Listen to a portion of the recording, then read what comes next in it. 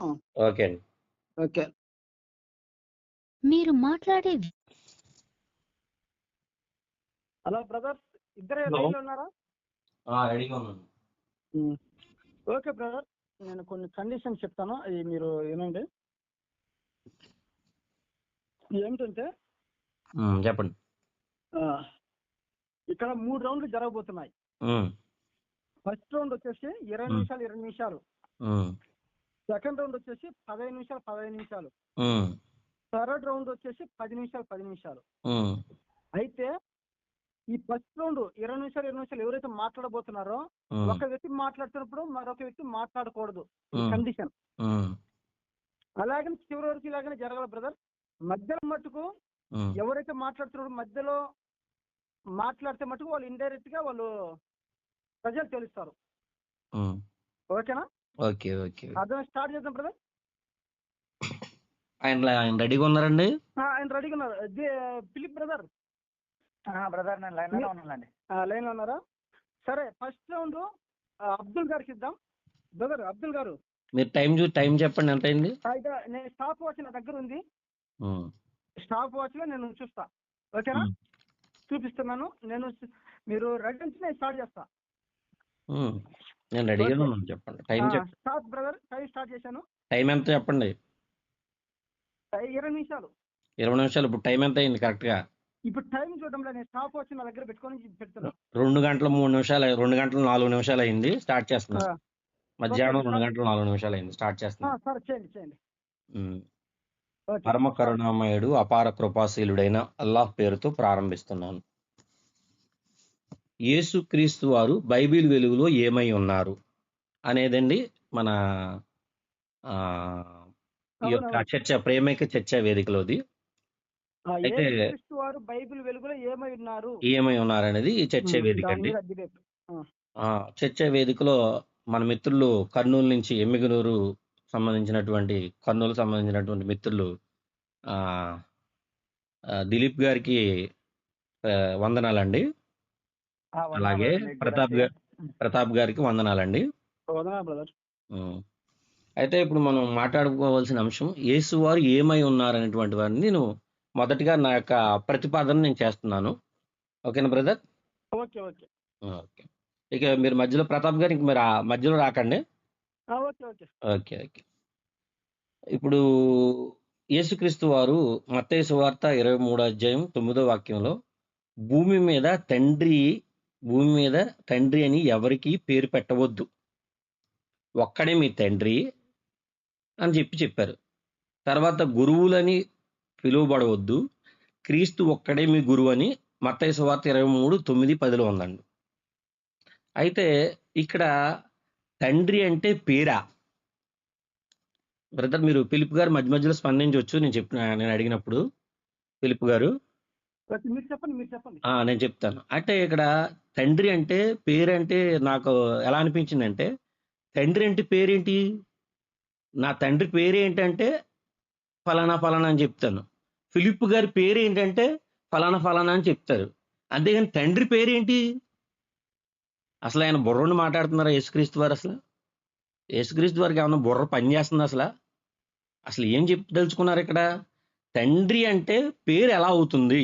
భూమి మీద తండ్రి అని పేరు పెట్టవద్దు అన్నాడు. తండ్రి అంటే మామూలుగా మనం పిలుచుకుంటాం, మా తండ్రి గారు అంటే దాంట్లో ఏదో పేరు ఉండాలి కదా. మా ఆధార్ కార్డులో ఉండదు తండ్రి పేరేంటి? తండ్రి అంటే పేరేం ఉండొద్దా? పేరు లేకుండా ఏదో ఇలా మాట్లాడుతున్నాడు ఏంటి ఆయన?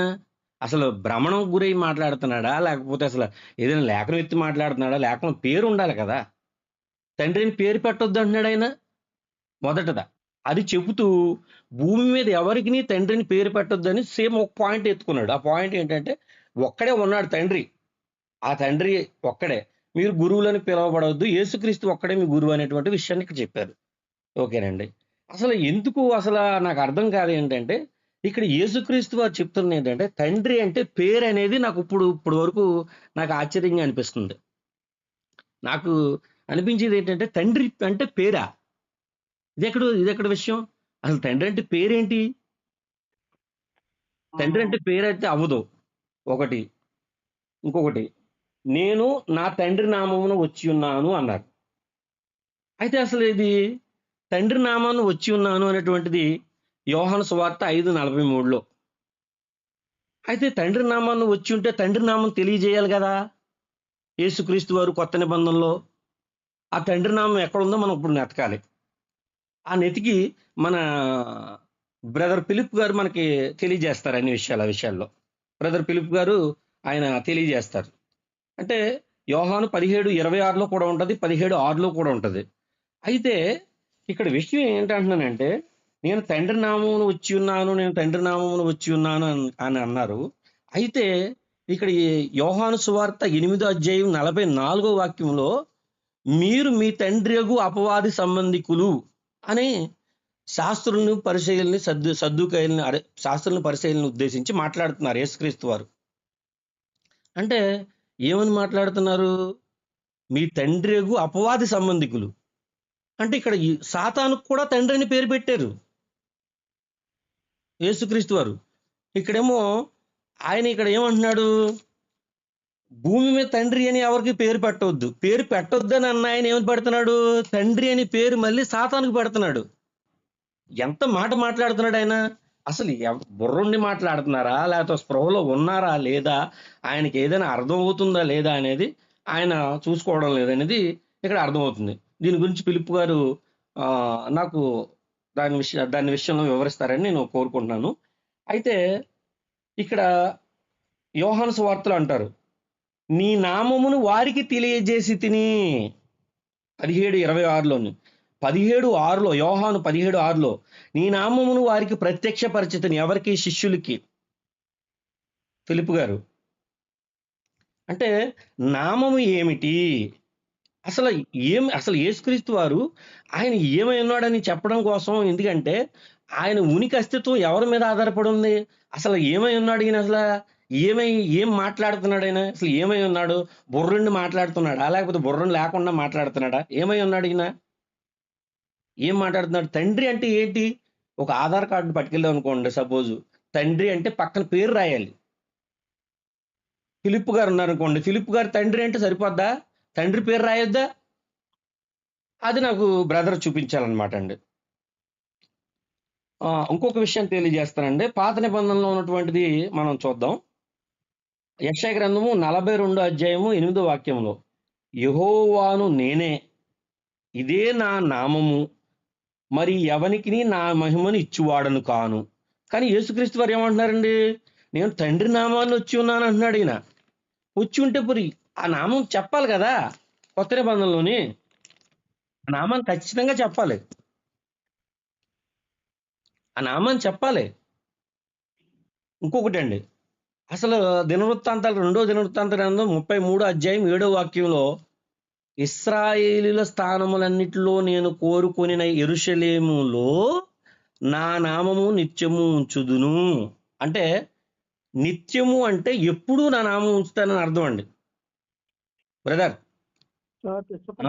ఇక్కడ ఆయన నామం ఏమిటనేది యేసుక్రీస్తు వారు బయలుపరచాలి. లేకపోతే ఆయన ఏమై ఉన్నాడు అనేది ఆయన అస్తిత్వానికి ఉనికి ప్రమాదం. ఆయన ఏమైనా నామాన్ని తెలియజేయకుండా నేను ఇలా వచ్చాను అది కాదు ముందు మనకు కావాల్సింది. ఆయన వచ్చాడు, కానీ ఆయన తండ్రి యొక్క నామాన్ని తెలియజేయలేదు. తండ్రే పేరు అంటున్నాడు ఆయన. అసలు ఆయన భ్రమణకు గురయ్యి ఉన్నాడా, లేకపోతే ఏదైనా ఏదైనా అయి ఉన్నాడా?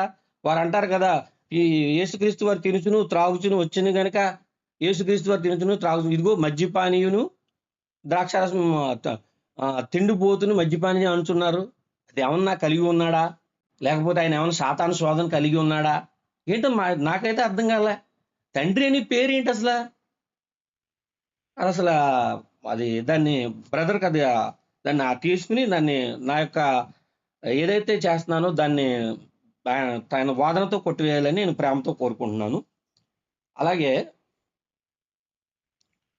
ఇప్పుడు మనం చూసుకున్నది యోహాను 8:44లో యేసుక్రీస్తు వారు మీరు మీ తండ్రి యొక్క అపవాది సంబంధికులు. అంటే యేసుక్రీస్తు వారు 2 చోట్ల 2 స్టేట్మెంట్లు ఇస్తున్నారు. ఎవరైతే శాస్త్రులు పరిశీలికి ఇస్తున్నారో ఏ స్టేట్మెంట్? మీరు మీ తండ్రి అని ఎవరికి పేరు పెట్టొద్దు అన్నారు భూమి మీద. అసలు ఇదేమో రాంగ్ స్టేట్మెంట్ కింద అయిపోతుంది. మరలానేమో ఏమంటున్నారు, మీరు మీ తండ్రి అపాధ సంబంధికులు అంటున్నారు. 2 రకాల మాటలు. చెప్పొద్దన్నది ఆయనే, తండ్రి అని పేరు పెట్టొద్దన్నది ఆయనే. మళ్ళీ మీరు మీ తండ్రి అపాధ సంబంధికులు అని అంటున్నాడు ఆయన. అంటే ఈ మాట ఎక్కడి నుంచి పుడుతుంది అని చూస్తే యేసువారు తన స్టేట్మెంట్ లో చెప్పుకొచ్చారు. మత్తయి సువార్త 5వ అధ్యాయం 37 వాక్యంలో, మీ మాట అవునంటే అవును, కాదంటే కాదని ఉండవలను, వీటికి మించినది దుష్టుని నుండి పుట్టునది. ఇది బ్రదర్. అసలు ఈ స్టేట్మెంట్లు ఏంటి ఇలా ఇచ్చేస్తున్నాడు ఈయన? నాకే ఆశ్చర్యంగా ఉంది. ఒక విషయం, నిరంతరం ఇప్పుడు అసలు క్రొత్త నిబంధనలో దేవుని నామాన్ని యేసుక్రీస్తు వారు బయలుపరిచానని, నేను మీకు బయలుపరిచాను, ప్రత్యక్ష పరిచితిని, మీకు తెలిపి తిని అనే విషయాలు చెప్తున్నాడు ఆయన. ఇది చెప్తున్నాడు. అసలు నిర్గమకాండంలో చూద్దామండి ఆ నామం గురించి. మరియు దేవుడు, నిర్గమకాండం 3వ అధ్యాయం 15వ వాక్యం, మరియు దేవుడు మోషేతో ఇట్లనెను, అబ్రహాము, ఇస్సాకు, యాకోబు ఆయన దేవుని యెహోవా పంపెనను చెప్పుము, నిరంతరము తరతరములకు నా జ్ఞాపకార్థము. తరతరములు అంటే ఒక తరానికి కాదండి. ఆయన పంపినప్పుడు మోషేకి ఏదైతే చెప్పాడో లాస్ట్ వరకు అదే నామం అంట, అది చెప్పమన్నాడు. అది క్రొత్త నిబంధనలో పాస్టర్ గారు యేసుక్రీస్తు వారు ఆయన ఏమై ఉండి అసలు పరిచయం చేశారు, ఏ దేవుణ్ణి పరిచయం చేస్తున్నాడు ఆయన అనేది అన్ని కొద్దిగా ఆ వాక్యం చూపించాలి. నాకు చూపించవలసింది ఆయన పరిచయం చేసినటువంటి తండ్రి అంటే దేవుని పేరా అనేది నాకైతే ఆశ్చర్యంగా ఉంది. ఇదైతే మాత్రం బుర్ర లేని వాళ్ళు కూడా చెప్పరు. ఇంకొకటి, ఇది మనం చదువుకున్నది 17:6 ప్రత్యక్ష పరిచితిని అన్నాడు. శిష్యులకు ప్రత్యక్ష పరిచయం అంటండి. ఆ నామం అక్కడ రాయబడలేదు, ఆ నామాన్ని చూపించాలి. రెండోది, ఒకవేళ దేవుని తండ్రి అసలు పేరు అనేది ఈ విషయాల్లో జరుగుతుంటే నాకైతే ఆశ్చర్యం వేసిందండి. యేసుక్రీస్తు వారి గురించి నేను ఇంకో పాయింట్ ఎత్తబోతున్నానండి. యేసు సాత్వికుడైన గొర్రె పిల్ల అనేటువంటి విషయాన్ని చెప్తున్నాడండి. ఎవరు చెప్తున్నారంటే మన యోహాను గారు, బాప్తిస్మ ఇచ్చే యోహాను గారు. 1 యోహాను 1:29, మరునాడు యోహాను యేసు తన యొద్దకు రాగా చూచి, ఇదిగో లోక పాపమును మోసుకొని దేవుని గొర్రె పిల్లని యేసుక్రీస్తు వారి గురించి అంటున్నాడు. కానీ యేసుక్రీస్తు వారు మార్కు సువార్తలో ఏమంటున్నారు తెలుసండి?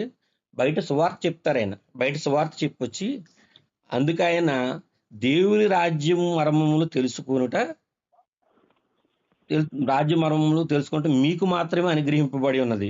వెలుపట నుండి 4:12లో, వెలుపట నుండి వారు ఒకవేళ విని మారు మనసు పొందుతారేమో. ఏంటండి ఇది? ఆయన ప్రపంచానికి సువార్త చేయడానికి వచ్చారంటారు అంటే బయట వాళ్ళు విని మారు మనసు పొందుతారేమో అని. అసలు ఆయన ఎందుకు చెప్పొద్దన్నాడండి అలాగే? అసలు ఆ విషయాలు బయట వాళ్ళు విని మారు మనసు పొందటం ఏంటి అంటే వాళ్ళకి ఉపమాన రీతుల్లో చెప్పేసి మీ పనిని కొంతమందికే చెప్తున్నాను నేను. అది ఎంత రాంగ్ స్టేట్మెంట్ అండి అది. యోహాను గారేమో లోకం గురించి వచ్చేసి ఈయన చెప్పడానికి అని చెప్పేసి, లేకపోతే ఏదో అని చెప్పని ఆయన చెప్తుంటే ఈయనేం చెప్తున్నాడండి? అసలు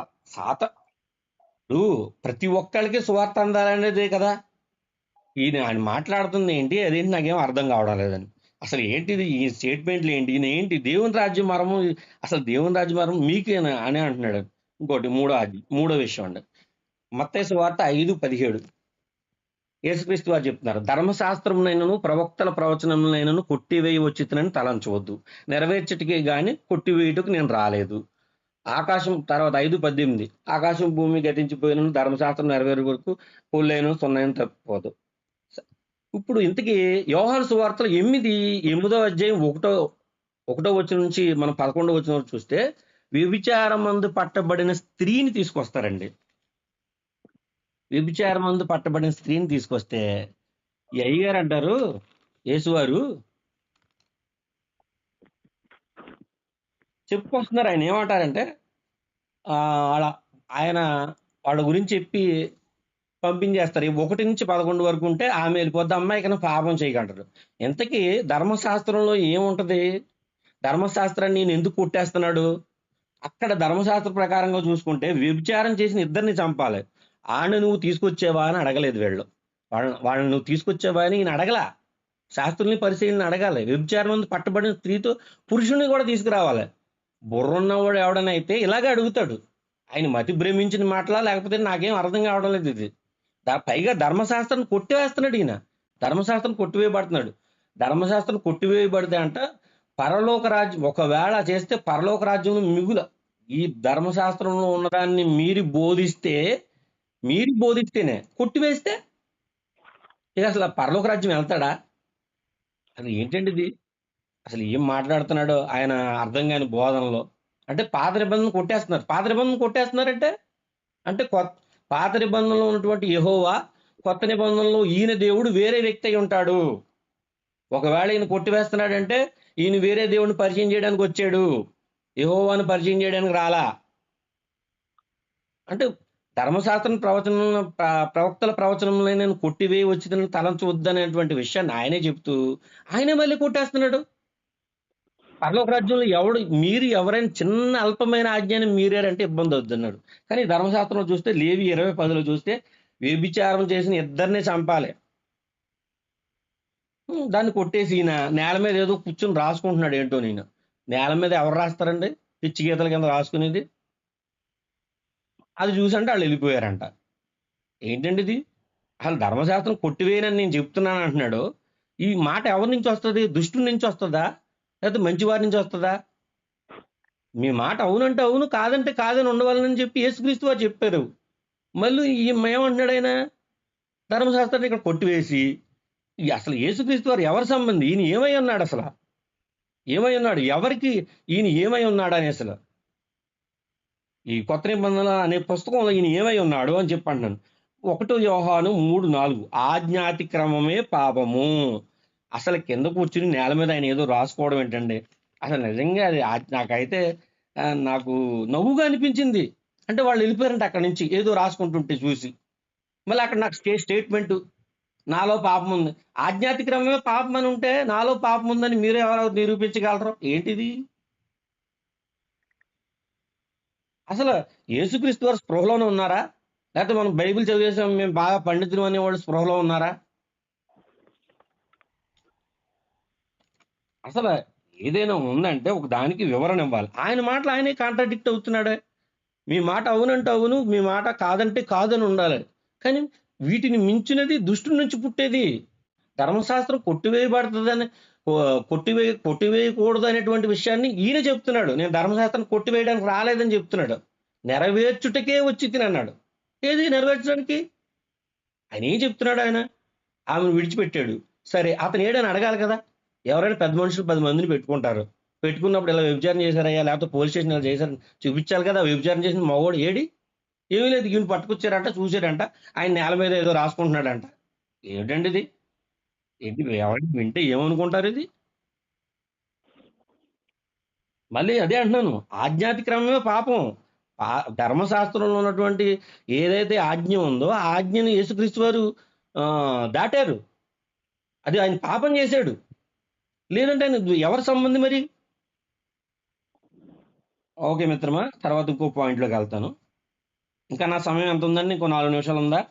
ఇంకా ఒక 4-6 నిమిషాలు ఉందండి. చెప్పండి. మిత్రమా, అయితే క్రీస్తు పాత నిబంధనలో ఉన్నాడు అనేటువంటి విషయాన్ని చాలా మంది చెప్తారు. యోహాను సువార్త 7:42లోని క్రీస్తు దావీదు సంతానంలో పుట్టి దావీదు ఉంచిన బెత్లెహేము గ్రామం నుండి వచ్చిన లేఖనం ఉంది. లేఖనం ఎక్కడ ఉంది బ్రదర్? మనకు చూపించాలి. క్రీస్తు అనేది అక్కడ ఉండాలి. మిత్రమా, మీకు చెప్తున్నాను మరలా, క్రీస్తు అనేది దావీదు సంతానంలో పుట్టి దావీదు బెత్లెహేము నుంచి వస్తాడనేది ఉండాలి అక్కడ. పేరు క్రీస్తు అనే పదం ఉండాలి అక్కడ. అర్థమవుతుంది మిత్రం మీకు? చెప్పండి. తర్వాత అపోస్తుల కార్యం, ఇది ఇంకా అపోస్తుల కార్యాల్లో కూడా ఇలాగే చెప్తున్నాడు. ఏంటంటే నేను మీకు ప్రభువుకు యేసుక్రీస్తు ఉన్నాడని లేఖనము, అంటే ఎవరు? పౌలు గారు దృష్టాంతపరిచి ఉన్నాడని అనే పదాలు ఇంకా ఉంటాయి. ఇలాంటి ఈ విషయాలన్నీ. ఇంకా నా సమయం ఇంకా ఎంత ఉంది? ఇంకా 2 నిమిషాలు ఉంది కదా. 2 నిమిషాలు. తాను ఎవరినని చెప్పుకున్నాడు ఆయన, అసలు ఎవరినని చెప్పుకున్నాడు అని చూస్తాను. ఇంకొక నిమిషం మీకు టైం పెరిగినా పెట్టుకోండి, నెక్స్ట్ ఆయనకి ఇద్దరు కానీ ఆ టైంలోని నెక్స్ట్ దాంట్లో కవర్ చేద్దరు కానీ ఆ దాంట్లో మీ టైం మీరు చెప్పేసేయండి. అంటే ఈ సబ్జెక్ట్ అవ్వకుండా మీరు కట్ చేయకూడదు. ఈ సబ్జెక్ట్ లో ఈ పాయింట్ అయ్యే వరకు మీరు కట్ చేయకూడదు. మీకు అది ఇంకో 2 నిమిషాలు ఎక్స్ట్రా పట్టొచ్చు. సరే సరే ఆయనకి ఆ సమయం ఇద్దరు కానీ. చేస్తాను. అటు పిమ్మట మత్తయి 16:20, మార్కు 8:29-30, లూకా 9:20-21. అటు పిమ్మట తాను క్రీస్తుని ఎవరితోనూ చెప్పవద్దని ఆయన శిష్యులతో ఖండితముగా ఆజ్ఞాపించను. అండి ఇక్కడ క్రీస్తుని చెప్పవద్దని చెప్పి యేసయ్య చెబుతున్నాడు, ఖండితముగా ఆజ్ఞాపించాడు. మరలా మామూలుగా ఆజ్ఞాపించడం లేదు. మత్తయి 16:20, మార్కు 8:29-30, లూకా 9:20-21. క్రీస్తు అనే పదం నాకు పాత నిబంధన నుంచి చూపించాలండి. ఏంటైనా ఏం మాట్లాడుతున్నారు?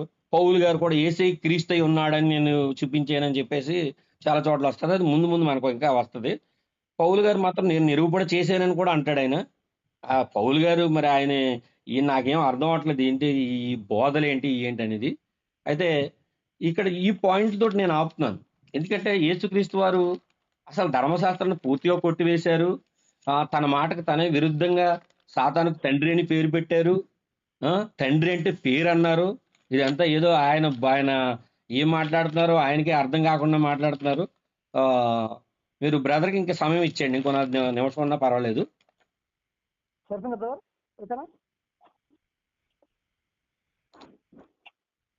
బ్రదర్ మీరు చెప్పేది అయిపోయిందా?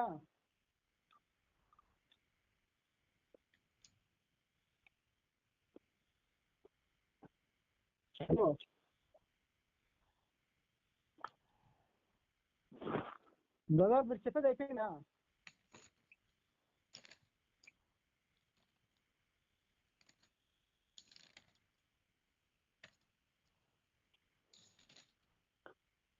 హలో హలో బ్రదర్ మీరు చెప్పేది అయిపోయిందా? అది అయిపోయిందండి. Okay Dilip brother. Dilip brother చెప్పండి బ్రదర్. ఇప్పుడు ఆయన చెప్పేది అయిపోయింది. 21 నిమిషం 21 నిమిషం తీసుకున్నాడు. మీరు చెప్పండి బ్రదర్, మీరు స్టార్ట్ చేయండి. బ్రదర్ చెప్పాల్సింది ఒకటే, ఆయన ఏమై ఉన్నాడు అనే విషయంలో ఆయన ఏం చెప్పాడో, అసలు ఆయన చెప్పిన మాటల్లో కాంట్రవర్సీ ఉంది అని అంటే బాగుంటుండే. ఓకే, అంటే ఆయన చెప్పిన మాటలు ఇవి నాకు అభ్యంతకరంగా ఉన్నాయి, ఆయన చెప్పిన మాటలు సరైనవి కావు అని ఉంటే మాట్లాడుతుండే. కానీ మొదటి నిన్న మాట్లాడిన ఆడియో కాల్లో యేసుక్రీస్తు ఆయన దేవుడా, దేవుని కుమారుడా, మెస్సయ్య, ప్రవక్త అని మాట్లాడాం.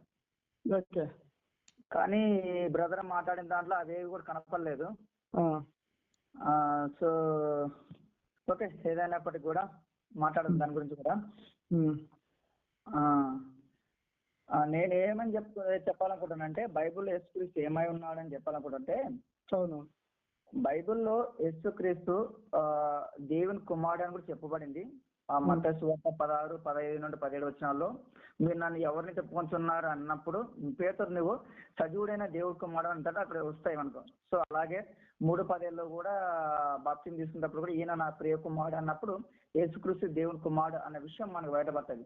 మార్కు సువార్త 1:1-1:11 కూడా, అలాగే దురాత్మలు కూడా 3:11, మార్కు సువార్త 3:11 దురాత్మలు కూడా నువ్వు దేవుని కుమారుడు అనే విషయాన్ని చెప్తారు. అలాగే మార్కు సువార్త 15:39 రోమా సైనికులు అడిగినప్పుడు ఈయన నిజముగా చనిపోయేటప్పుడు ఈయన నిజముగా దేవుని కుమారుడు అని చెప్పేసి అక్కడ కూడా విట్నెస్ ఉంటుంది అనమాట. అలాగే లూకా సువార్త కూడా 1:30 పుట్టబోవాడు దేవుని కుమారుడు అని పిలువబడతాడని ఉంటుంది. ఇవన్నీ వచనాలు మనం చూసుకున్నప్పుడు ఏంటంటే దేవుని బైబిల్ వచనాల నుండి సో యేసుక్రీస్తు ఎవడని చెప్పారంటే బైబిల్లో నుండి అంటే ఆయన దేవుని కుమారుడు అన్న విషయం ఒకటి బయలుపడింది అనమాట.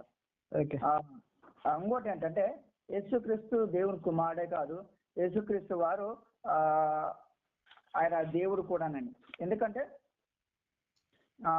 యోహాను సువార్త 1:1 ఆయన ఆదియందు వాక్యమును, వాక్యము దేవుని యొద్దనును, వాక్యము దేవుడై ఉన్నాను చెప్పినప్పుడు సో ఆయన ఎగ్జిస్టెన్స్ ఇంతకు ముందు ప్రీ ఎగ్జిస్టెన్స్ సూచిస్తూ ఆయన ఒక వ్యక్తి దగ్గర ఉన్నారు అని చూపిస్తూ, అలాగే 14 వచ్చిన 18 వచ్చిన కూడా ఆ వాక్యం శరీరధార్యం మన మధ్య నివసించిన అవసరం మనం చూసినప్పుడు ఏమనిపిస్తుంది అంటే యేసుక్రీస్తు దేవుడు అనే విషయాన్ని మనకి స్పష్టంగా కనిపిస్తుంది. ఆ దేవునితో పాటు ఉన్నాడు, ఆయనే దేవుడు అనే విషయం. 18వ వచనం కూడా తండ్రి రొమ్మున ఉన్న అద్వితీయ దేవుడు అనే విషయం కూడా ఉంటది. ఆయనే దేవుడు అనే విషయం మనకు స్పష్టంగా అక్కడ కనిపిస్తుంది. ఏంటంటే అలాగే మనకి సువార్తలే కాకుండా మిగతా విషయాల్లో కూడా మనకు అపోస్తలుల కార్యాలు 20:28 కానీ, తిమోతి 3:16 విషయంలో కానీ, తర్వాత 20:28 కూడా ఉంటది. దేవుడు తన స్వరక్షణ సంపాదించిన సంఘం అని ఉంటది. యేసుక్రీస్తు డైరెక్ట్ పౌలు లూకా గారు కోట్ చేశారు అక్కడ. దేవుడు తన స్వరక్షణ సంపాదించిన సంఘం. యేసుక్రీస్తు సంఘం కూడా రక్తం కార్చాడు అనే విషయాన్ని మనకు దేవుడు రక్తం కార్చాడు అనే విషయం మనకు అక్కడ తెలుస్తుంది. అలాగే తిమోతి పత్రికలో కూడా క్రీస్తు ఆయన శరీరం ధరించాడు అనే విషయాన్ని ఇక్కడ యోహాను గారు కోట్ చేస్తారు అనమాట. ఆ సేమ్ మంది విషయం కోట్ చేస్తూ చెప్తారు. ఆయన శరీరం అంతా ప్రత్యక్షుడు. ఆయన ఎవరు శరీరం అంతా ప్రత్యక్షుడు? దేవుడు అన్నమాట, దేవునితో ఉన్నవాడైనప్పుడు యేసుక్రీస్తు వారు ఆయనే శరీరం అంతా మనుషులు ఈ లోకానికి వచ్చాడు అనే విషయాన్ని మనకు స్పష్టంగా అక్కడ తెలుస్తుంది. ఇది మొదటి యోహాను పత్రికలో నుండి. సో యేసుక్రీస్తు దేవుని కుమారుడే కదా, యేసుక్రీస్తు దేవుడు కూడా అనే విషయాన్ని మనకు స్పష్టంగా తెలుస్తుంది. అదేవిధంగా యేసుక్రీస్తు వారు ఇంకోటి ఏంటంటే ఆయన దేవుడు యేసుక్రీస్తు కూడా మెస్సయ్య అని కూడా ఉంటుంది అనమాట. మెస్సయ్య అన్న క్రీస్తు అన్న సేమ్ అనమాట. ఇంకోటి అంటే క్రీస్తు అనే పదము క్రిస్టోస్ అనే పదం నుండి అభిషక్తుడు అనే విషయంలో వస్తుంది. హెబ్రీలో మనకు మెస్సయ్య అంటాం అనమాట. సో దాన్ని మెస్సయ్య అన్న, క్రీస్తు అన్న, అభిషక్తుడు అన్న కూడా సేమ్ వర్డ్స్ అనమాట అవి. అయితే మత్తయి 16:10 కూడా నీవు క్రీస్తు అని చెప్పినప్పుడు అక్కడ క్రీస్తు అనే మాట ఉంటుంది. క్రీస్తు అనే మాట ఉన్న దగ్గర ఏంటంటే మనకు ఆ మెస్సయ్య అని అర్థం చేసుకోవాలి, అలాగే అభిషక్తుడు అని కూడా అర్థం చేసుకోవాలన్నమాట. అలాగే మత్తయి 26, 63, 64 మనకు అది చెప్పిన ప్రధాన యాజకుడు నీవు క్రీస్తువా దేవుని కుమారుడు అన్నప్పుడు ఆయన చెప్పినప్పుడు రెండు చెప్తాడు. నీవు క్రీస్తు నీవన్నట్టే అంటాడు. అంటే ఆయన క్రీస్తుని చెప్పాడు, అలాగే ఆయన దేవుని కుమారుడు అని కూడా చెప్పాడు. దాని తర్వాత మార్కు సువార్తలో కూడా 8:29 కూడా పేతురు నీవే క్రీస్తు అని చెప్తాడు అనమాట. యోహాను సువార్తలో కూడా సీమోను మేము మెస్సయ్యను కలుగున్నాము అంటాడు. సీమోను చెప్తే యోహాను సువార్త 1:48 మేము మెస్సయ్యను కలుగున్నాము అంటాము. మెస్సయ్య అని అర్థం మన పుట్టినట్లో ఉండదు క్రీస్తు అని. అలాగే 4:25 కూడా సమరస్థితి చెప్పినప్పుడు మెస్సయ్య వస్తాడని మాకు తెలుసు అని చెప్తాడు. అంటే మెస్సయ్య అంటే అది క్రీస్తు వస్తాడని నాకు తెలుసు అని చెప్తాడు. ఆయన కూడా నేనన్న విషయాన్ని అక్కడ యేసుక్రీస్తు చెప్పినట్టుగా మనం చూస్తాం. ఇవన్నీ విషయాలు మనం చూసినప్పుడు ఏమవుతుందంటే యేసుక్రీస్తు వారు మెస్సయ్య కూడా అనే విషయము మనకు తెలుస్తుంది. అలాగే ఆయన ప్రవక్త అనే విషయం కూడా మనకు తెలుస్తుంది. యేసుక్రీస్తు వారు ప్రవక్త అనే విషయం మత్తయి సువార్త 21:46 ప్రజలు అంటారు ఆయన నిజంగా ప్రవక్త కింద లెక్కించని విషయాలు కానీ, తర్వాత మత్తయి సువార్త 13:50 ప్రవక్త అని తన స్వదేశంలో గణింపబడండి గౌరవించబడడం విషయాన్ని మనకు తెలుస్తుంది అక్కడ. ఈ లూకా సువార్త 7:16 కూడా ప్రవక్త మన మధ్యకు వచ్చాను అని ప్రజలు చెప్తారు అనమాట. మన ప్రవక్త అనే విషయం. తర్వాత 4:24 కూడా ప్రవక్త తన స్వదేశం విషయం అనే విషయం ఉంటుంది అనమాట. లూకా 24:19 కూడా యేసు నజరేయుడు అని చెప్తూ వస్తూ దేవుని యొద్దకు జనుల యొద్దకు శక్తివంతమైన ప్రవక్త అనే విషయం మనకు తెలుస్తుంది అనమాట. యేసుక్రీస్తు ప్రవక్త. అలాగే మార్కు 6:4 కూడా సేమ్ అనే విషయాలు ఉంటాయి. 6:15, 8:28 సమర స్త్రీతో కూడా మాట్లాడేటప్పుడు యోహాను సువార్త 4:19 నువ్వు ప్రభువా నీవు ప్రవక్తని నేను గ్రహించుతున్నాను అంటారు అన్నమాట. సో ప్రవక్త మెస్సయ్య అనే విషయం మనం గ్రహిస్తాం కాబట్టి చెప్తారు ఆ విషయాన్ని. అదే యోహాను సువార్త 6:4 ప్రజలు ఆయనను అద్భుతాలు చేసి నిజంగా లోకానికి రానున్న ప్రవక్త అని కూడా చెప్తారు. వాళ్ళు అక్కడ కోట్ చేసిన విషయం కూడా మనకు చెప్తారు. అంటే అలాగే యోహాను సువార్త 7:4 కూడా ఇతడు నిజమైన ప్రవక్త అనే విషయం కూడా మనకు బైబిల్ చెప్తుంది. అలాగే ఇంకోటి ఏంటంటే యేసుక్రీస్తు వారు ఆయన దేవుడు, ఆయన దేవుని కుమారుడు, అలాగే ఆయన ప్రభు అనే విషయం కూడా మనకు అపోస్తలుల కార్యాల్లో 10:36 ఉంటుంది. లార్డ్ అనే విషయం కురియస్ అని ఉంటుంది గ్రీకులో యాక్చువల్లీ ప్రభు అనే విషయం. తర్వాత ఆయన మీడియేటర్ అంటే 1 తిమోతి 20 కూడా ఆయన మనుషులకు దేవునికి మధ్య మీడియేటర్గా ఉన్నట్టు కూడా మనం చూస్తాము. అలాగే ఆయన ఉత్తరవాది అంటే అడ్వకేట్ అనగా మనకు యోహాను సువార్త 2:1 ఉంటుంది. అలాగే ఎబ్రిల్ రాసిన చూస్తున్నప్పుడు ఎబ్రిల్ రాసిన పత్రిక 7:20 చూస్తాము. ఆయన హై ప్రీస్ట్ అనమాట, అంటే ప్రధాన యాజకుడిగా మనం చూస్తాము. అలాగే మత్తయి సువార్త 2:2 మనం చూసినప్పుడు ఆయన కింగ్ అనే విషయం నువ్వు రాజు అంటే అవును యూదుల రాజు అవును నేను రాజుని అన్నట్టే అంటూ చెప్తారు అనమాట. సో దాని బట్టి ఆయన రాజు అనే విషయం. అలాగే మత్తయి సువార్త 19:28 ఆయన జడ్జిమెంట్ ఇస్తారనమాట. ఆయన జడ్జి అనే విషయంలో న్యాయాధిపతిగా చేస్తాడనమాట. అలాగే పొలసి 1:18 హెడ్ ఆఫ్ ద చర్చ్ అని ఉంటుంది అనమాట, యేసుక్రీస్తు గురించి రాయబడినప్పుడు. సో ఆయన సంఘానికి శిరస్సు అనమాట. ఇవన్నీ కూడా యేసుక్రీస్తు వారి యొక్క రోల్స్ అనమాట. సో యేసుక్రీస్తు వారి దేవుడు, యేసుక్రీస్తు వారి దేవుని కుమారుడు, యేసుక్రీస్తు వారు ప్రవక్త, యేసుక్రీస్తు వారు మీడియేటర్, యేసుక్రీస్తు వారు ప్రభువు, యేసుక్రీస్తు వారు మెస్సయ్య, యేసుక్రీస్తు వారు న్యాయాధిపతి, యేసుక్రీస్తు వారు ప్రధాన యాజకుడు, యేసుక్రీస్తు వారు రాజు, యేసుక్రీస్తు వారు న్యాయాధిపతి, యేసుక్రీస్తు వారు చర్చికి సంఘానికి శిరస్సు అన్న విషయాలను నేను తెలియజేశాను. ఓకే, చెప్పండి. ఇంకెన్ని నిమిషాలు ఉంది బ్రదర్ నాకు? నీకు వచ్చేసి ఇంకా ఒక 13 నిమిషాలు ఉంటాయి బ్రదర్. ఇంకా 13 నిమిషాలు ఉందా? 13 నిమిషాలు. సో అలాగే కూడా యేసుక్రీస్తు వారికి ఉన్నటువంటి ఇంకో నామం ఏమంటే అబ్రాహాం కుమారుడని, అలాగే ఆయన మనుష్య కుమారుడని, అలాగే ఆయన దావీదు కుమారుడని, అలాగే సర్వోన్నతుడు కుమారుడని, ఆయన 2వ మనుషుడని, ఆయన కడపతి ఆదామని, తర్వాత ఆయనకి ఇమ్మానుయేల్ పేరని, ఆయనకు రక్షకుడని, ఆయనకు రబ్బీ అని, ఆయన బోధకుడని, సో ఆయన అల్ఫా ఒమేగా అని, ఇవన్నీ కూడా ఆయనకు ఉన్నటువంటి కొన్ని పేర్లు కూడా ఉంటాయన్నమాట. సో దీన్ని బట్టి చూసేమంటే ఆయన అవన్నీ కూడా ఆయనకున్న కొన్ని బిరుదులు ఉన్నాయి, కొన్ని బిరుదులు లాంటివి ఉన్నాయి. ఆయన చేసిన రోల్స్ కూడా మనం దాన్ని బట్టి మనం యేసుక్రీస్తు వారు కూడా అన్ని విధాలుగా మనకు ఆయన దేవుడిగా కనిపిస్తాడు, దేవుని కుమారుడిగా కనిపిస్తాడు, ప్రవక్తగా కనిపిస్తాడు, ఆయన మెస్సయ్యగా మనకు కనిపిస్తాడు. సో యేసుక్రీస్తు వారు ఏమై ఉన్నాడంటే ఆయన దేవుడు, ఆయన దేవుని కుమారుడు, ఆయన ప్రవక్త, ఆయన మీడియేటరు, ఆయన రాజు, ఆయన ప్రభువు, ఆయన మెస్సయ్య. ఇవన్నీ విషయాలు కూడా మన ఈ వచనాల నుండి మనం తెలుసుకోవచ్చు.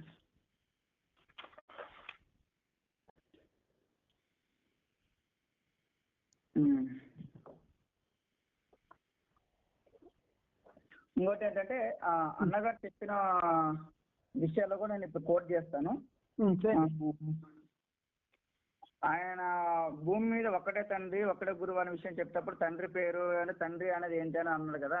యాక్చువల్లీ మీరు తెలుసుకోవాల్సిన విషయం ఏంటంటే, మీరు తెలుసుకోవడం న్యూ టెస్టిమెంట్ రాసేటప్పుడు యహ్వే అనే పేరు 4 అక్షరాలు ఆ టెట్రాగ్రామటన్ అనే వర్డ్స్ గ్రీకులో ఉండవు. అందుకని ఏం చేశారు అంటే గ్రీకు న్యూ టెస్టిమెంట్ రాసేటప్పుడు యావేకు సమానమైనటువంటి పేర్లు ఇచ్చేటువంటి కురియోస్ అనే పదం, ప్రభువు అనే పదము, అలాగే థియోస్ అనే పదం అంటే దేవుడు అనే పదము, అలాగే తండ్రి అనేటువంటి డైరెక్ట్ ఆయన చెప్పేటప్పుడు మనకి దేవుడు ఒక్కడే అనేటప్పుడు కూడా తండ్రి అయిన దేవుడు అనే విషయాన్ని మనకు స్పష్టంగా తెలియజేస్తాడు. అక్కడ తండ్రి అయిన దేవుడు, భూమి మీద తండ్రి ఎవరు పెట్టద్దంటే అర్థం ఏంటంటే, ఇప్పుడు మనం జనరల్ గా విషయం కూడా చాలా మంది బీఓ పీడి సుందరం ఏంటంటే ఆయన మా తండ్రి తండ్రి తండ్రి అంటారు అనమాట. కొంతమంది వేరే వాళ్ళని కూడా బోధకులు గురువు అంటారు. దాని అర్థం ఏంటంటే తండ్రి అయిన దేవుడు ఒక్కడే అంటే ఆయన తండ్రి అయిన దేవుడు ఆయన ఒక్కడే, ఇంకో తండ్రి లేడు అన్నారు దాని మీనింగ్. అలాగే గురువు ఒక్కడంటే మనకు ఉన్నది ఒకే ఒక గురువు ఆయన యేసుక్రీస్తు, ఇంకొక గురువు లేరని దాని అర్థం. ప్రధాన గురువు ఆయన మనకు ఆయన గురువుగా ఉండాలని విషయం అది.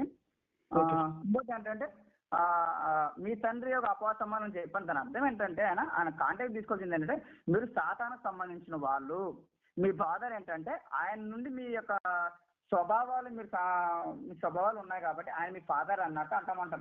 ఏ విధంగా చెప్తామంటే జనరల్ గా మనం రీసెంట్ గా మనం చూస్తున్నప్పుడు ఏమంటామంటే కొంతమంది ఏదైతే పాత కాలంలో నుండి వాళ్ళ యొక్క లక్షణాలు మనం చెప్పుకున్నప్పుడు, ఫర్ ఎగ్జాంపుల్ ఏరియనిజం అంటాం. ఇప్పుడు రీసెంట్ గా ఏరియనిజం అని చెప్తున్నప్పుడు వాళ్ళు ఏరియనిజం కొన్ని బోధలో ప్రజెంట్ కనపడుతున్నారు. అప్పుడు మనం ఏమంటామంటే వాళ్ళ ఫాదర్ ఎవరంటే ఏరియన్ అని అంటాం. ఏనికి ఏరియన్ అన్నాం అంటే వాళ్ళు కన్నాడనా కాదు. దాని అర్థం అంటే ఏరియన్ ఏ విధంగా అయితే వాళ్ళు బోధలు చేస్తాడో అదే బోధలు డివైవై చేసింది అనమాట. అందుకని వాళ్ళు ఏమంటారంటే వాళ్ళ ఫాదర్స్ ఏరియన్స్ అన్నట్టుగా చెప్తాం. దాని అర్థం ఏంటంటే వాళ్ళ స్వభావాన్ని బట్టి, అంటే అపవాదం అంటే ఆ అపవాది యొక్క ఏవైతే స్వభావం కలిగి ఉన్నారో వాళ్ళు అటువంటి కలిగి ఉన్నటువంటి వాళ్ళని మీ తండ్రి యొక్క అపవాద సంబంధం అనే విషయాన్ని అక్కడ తెలియజేస్తాడు అనమాట.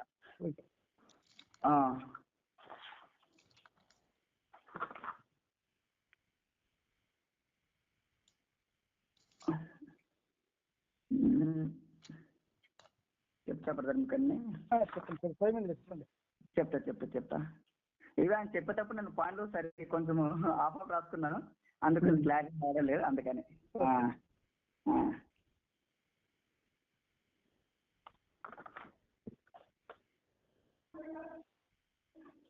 ఇంకోటి యోహాను సువార్త 1:20 ఆయన కార్తీకుడు దేవుని గొర్రెపిల్ల అని చెప్పాడు.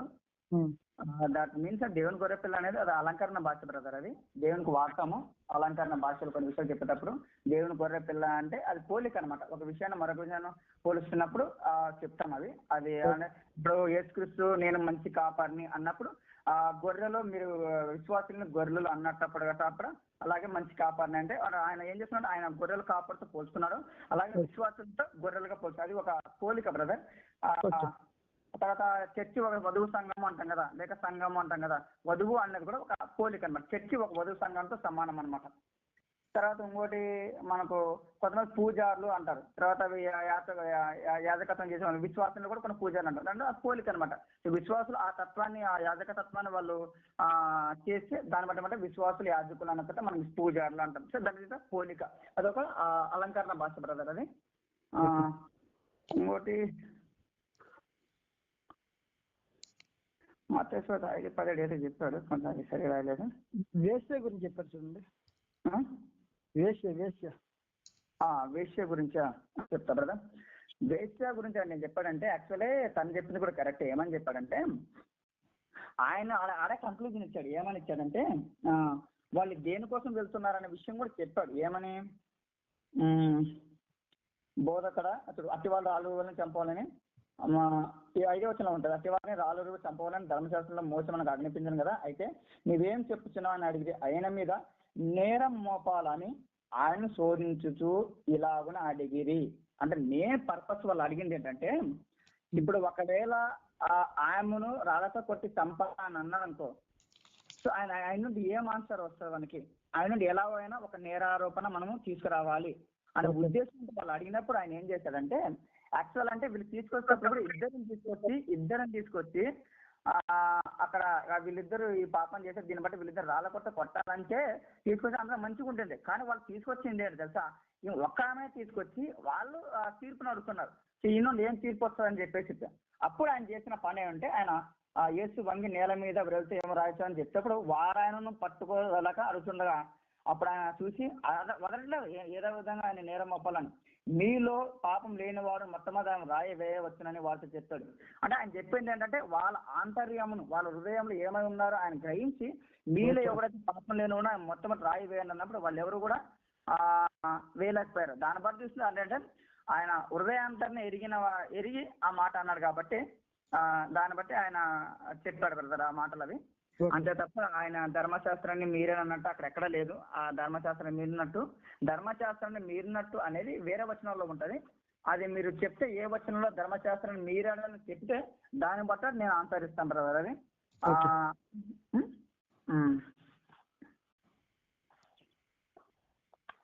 ఇంకోటి ఆయన మాట్లాడుతూ దావీదు క్రీస్తు అది ఏదో అన్నాడు, సేమ్ అలాగే ఉండాలని చెప్పేసి. క్రీస్తు అంటే బ్రదర్ మెస్సయ్య అనే వర్డ్ ఉన్నా, క్రీస్తు అనే వర్డ్ ఉన్నా, అభిషిక్తుడు అనే వర్డ్ ఉన్నా, రాజు అనే వర్డ్ కూడా అవన్నీ కూడా ఒకే సంబంధం బ్రదర్. అలాంటి పదాలు మనకు న్యూ టెస్ట్మెంట్ లో కనిపిస్తాయి.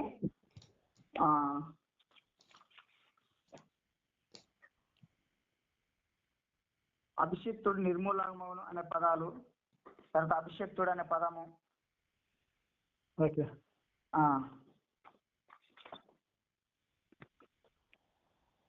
టైం చెప్పండి చెప్తా బ్రదర్ సరేనా ఏ పదాలు ఉన్నాయనేది. బ్రదర్ నా టైం ఎంత అండి? టైం వచ్చేసి 4 నిమిషాలు ఉంది బ్రదర్. చెప్పండి. 4.5 నిమిషాలు మీరు చెప్పండి. చెప్పండి. మీరు కొంచెం టైం ఎగస్ట్ తీసుకురండి అవసరం అయితే. వాళ్ళు కూడా ఎలాగే తీసుకున్నారు కదా. లేదు చెప్తా.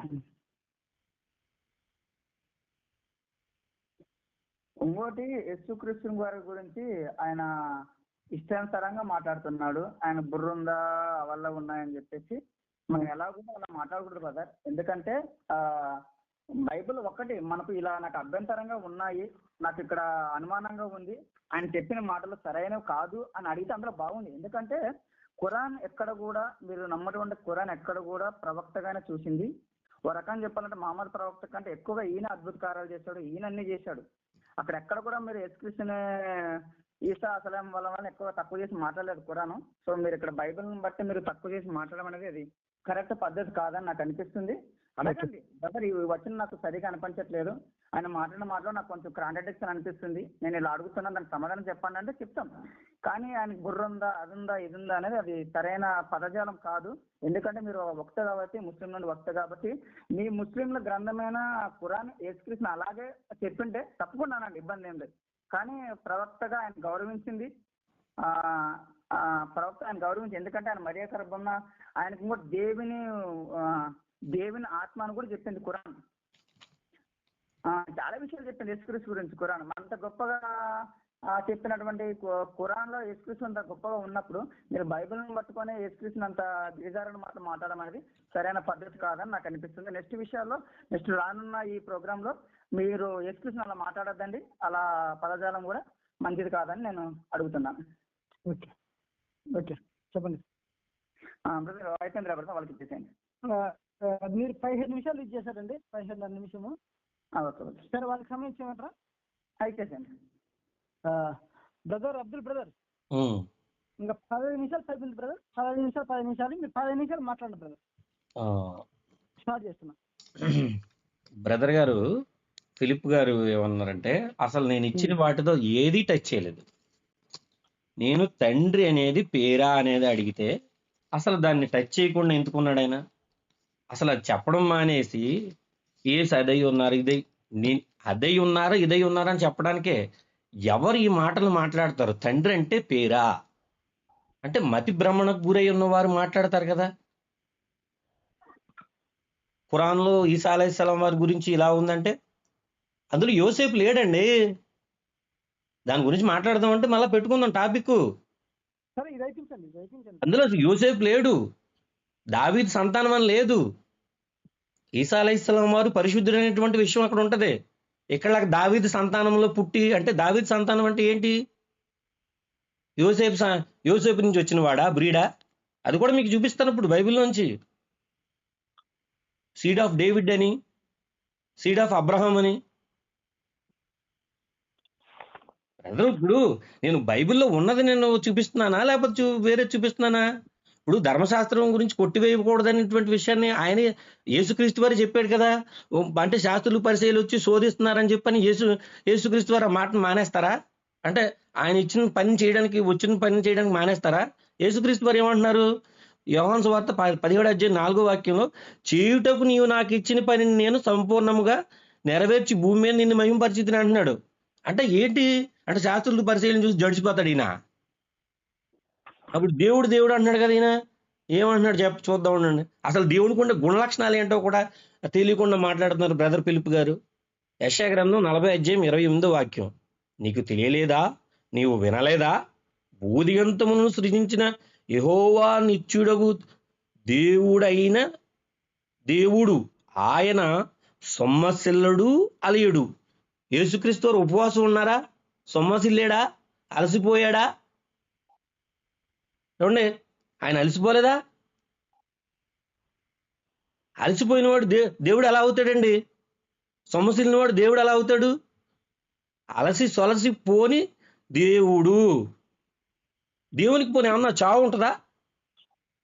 1 తిమోతి 6:15 పౌలు గారు చెప్తున్నారు, శ్రీమంతుడును అద్వితీయుడునగు సర్వాధిపతి యుక్త కాలముల యందు ఆ ప్రత్యక్షతను కనపరచును.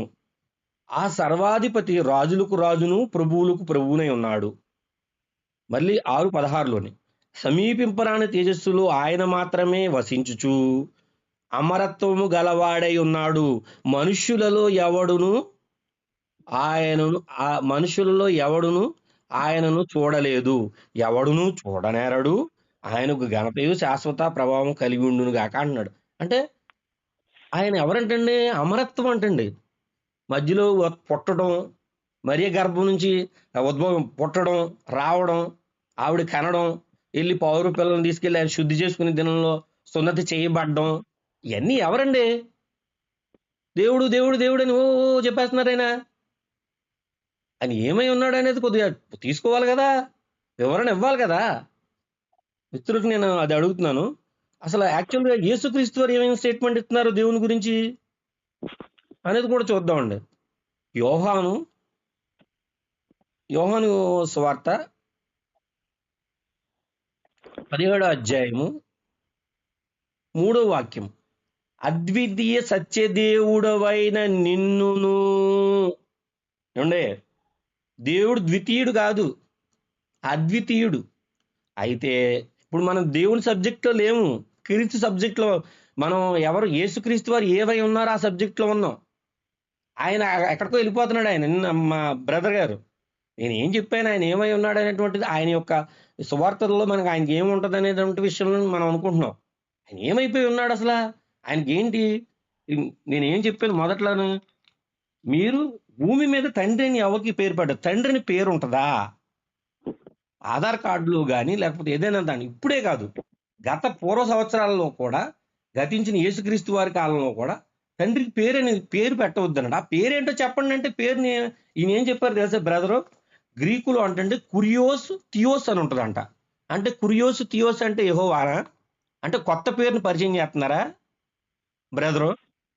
చెప్పండి చెప్పండి, మీరు చెప్పండి, మీరు కొత్త మాట్లాడండి. పేరు పరిచయం చేయడానికి వచ్చారా? అంటే కురియోసు థియోసా? అంటే పాత నిబంధనలో ఉన్నటువంటి యెహోవా అనే పేరుని యేసుక్రీస్తు వారు పరిచయం చేశారా అని నేను లేదా అని అడిగితే బ్రదర్ ఏం చెప్తున్నారు? నీ నామమును వారికి ప్రత్యక్ష పరిచితిని, నీ నామమును వారికి తెలియజేసి తిని అంటే అది చెప్పడం మానేసి కురియోసు థియోస్ అంటారేంటి? ఈయన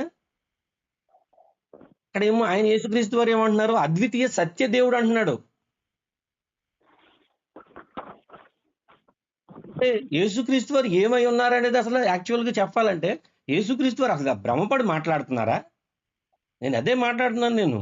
నేను ఇందాక నుంచి నేను మొదటి దానికి నాకు ఇప్పుడు వరకు ఆన్సర్ లేదు. నేను తండ్రి నామం వచ్చి ఉన్నాడు. ఏ నామం వచ్చి ఉన్నాడు? ఆ నామం చూపించండి న్యూ టెస్ట్మెంట్లోని.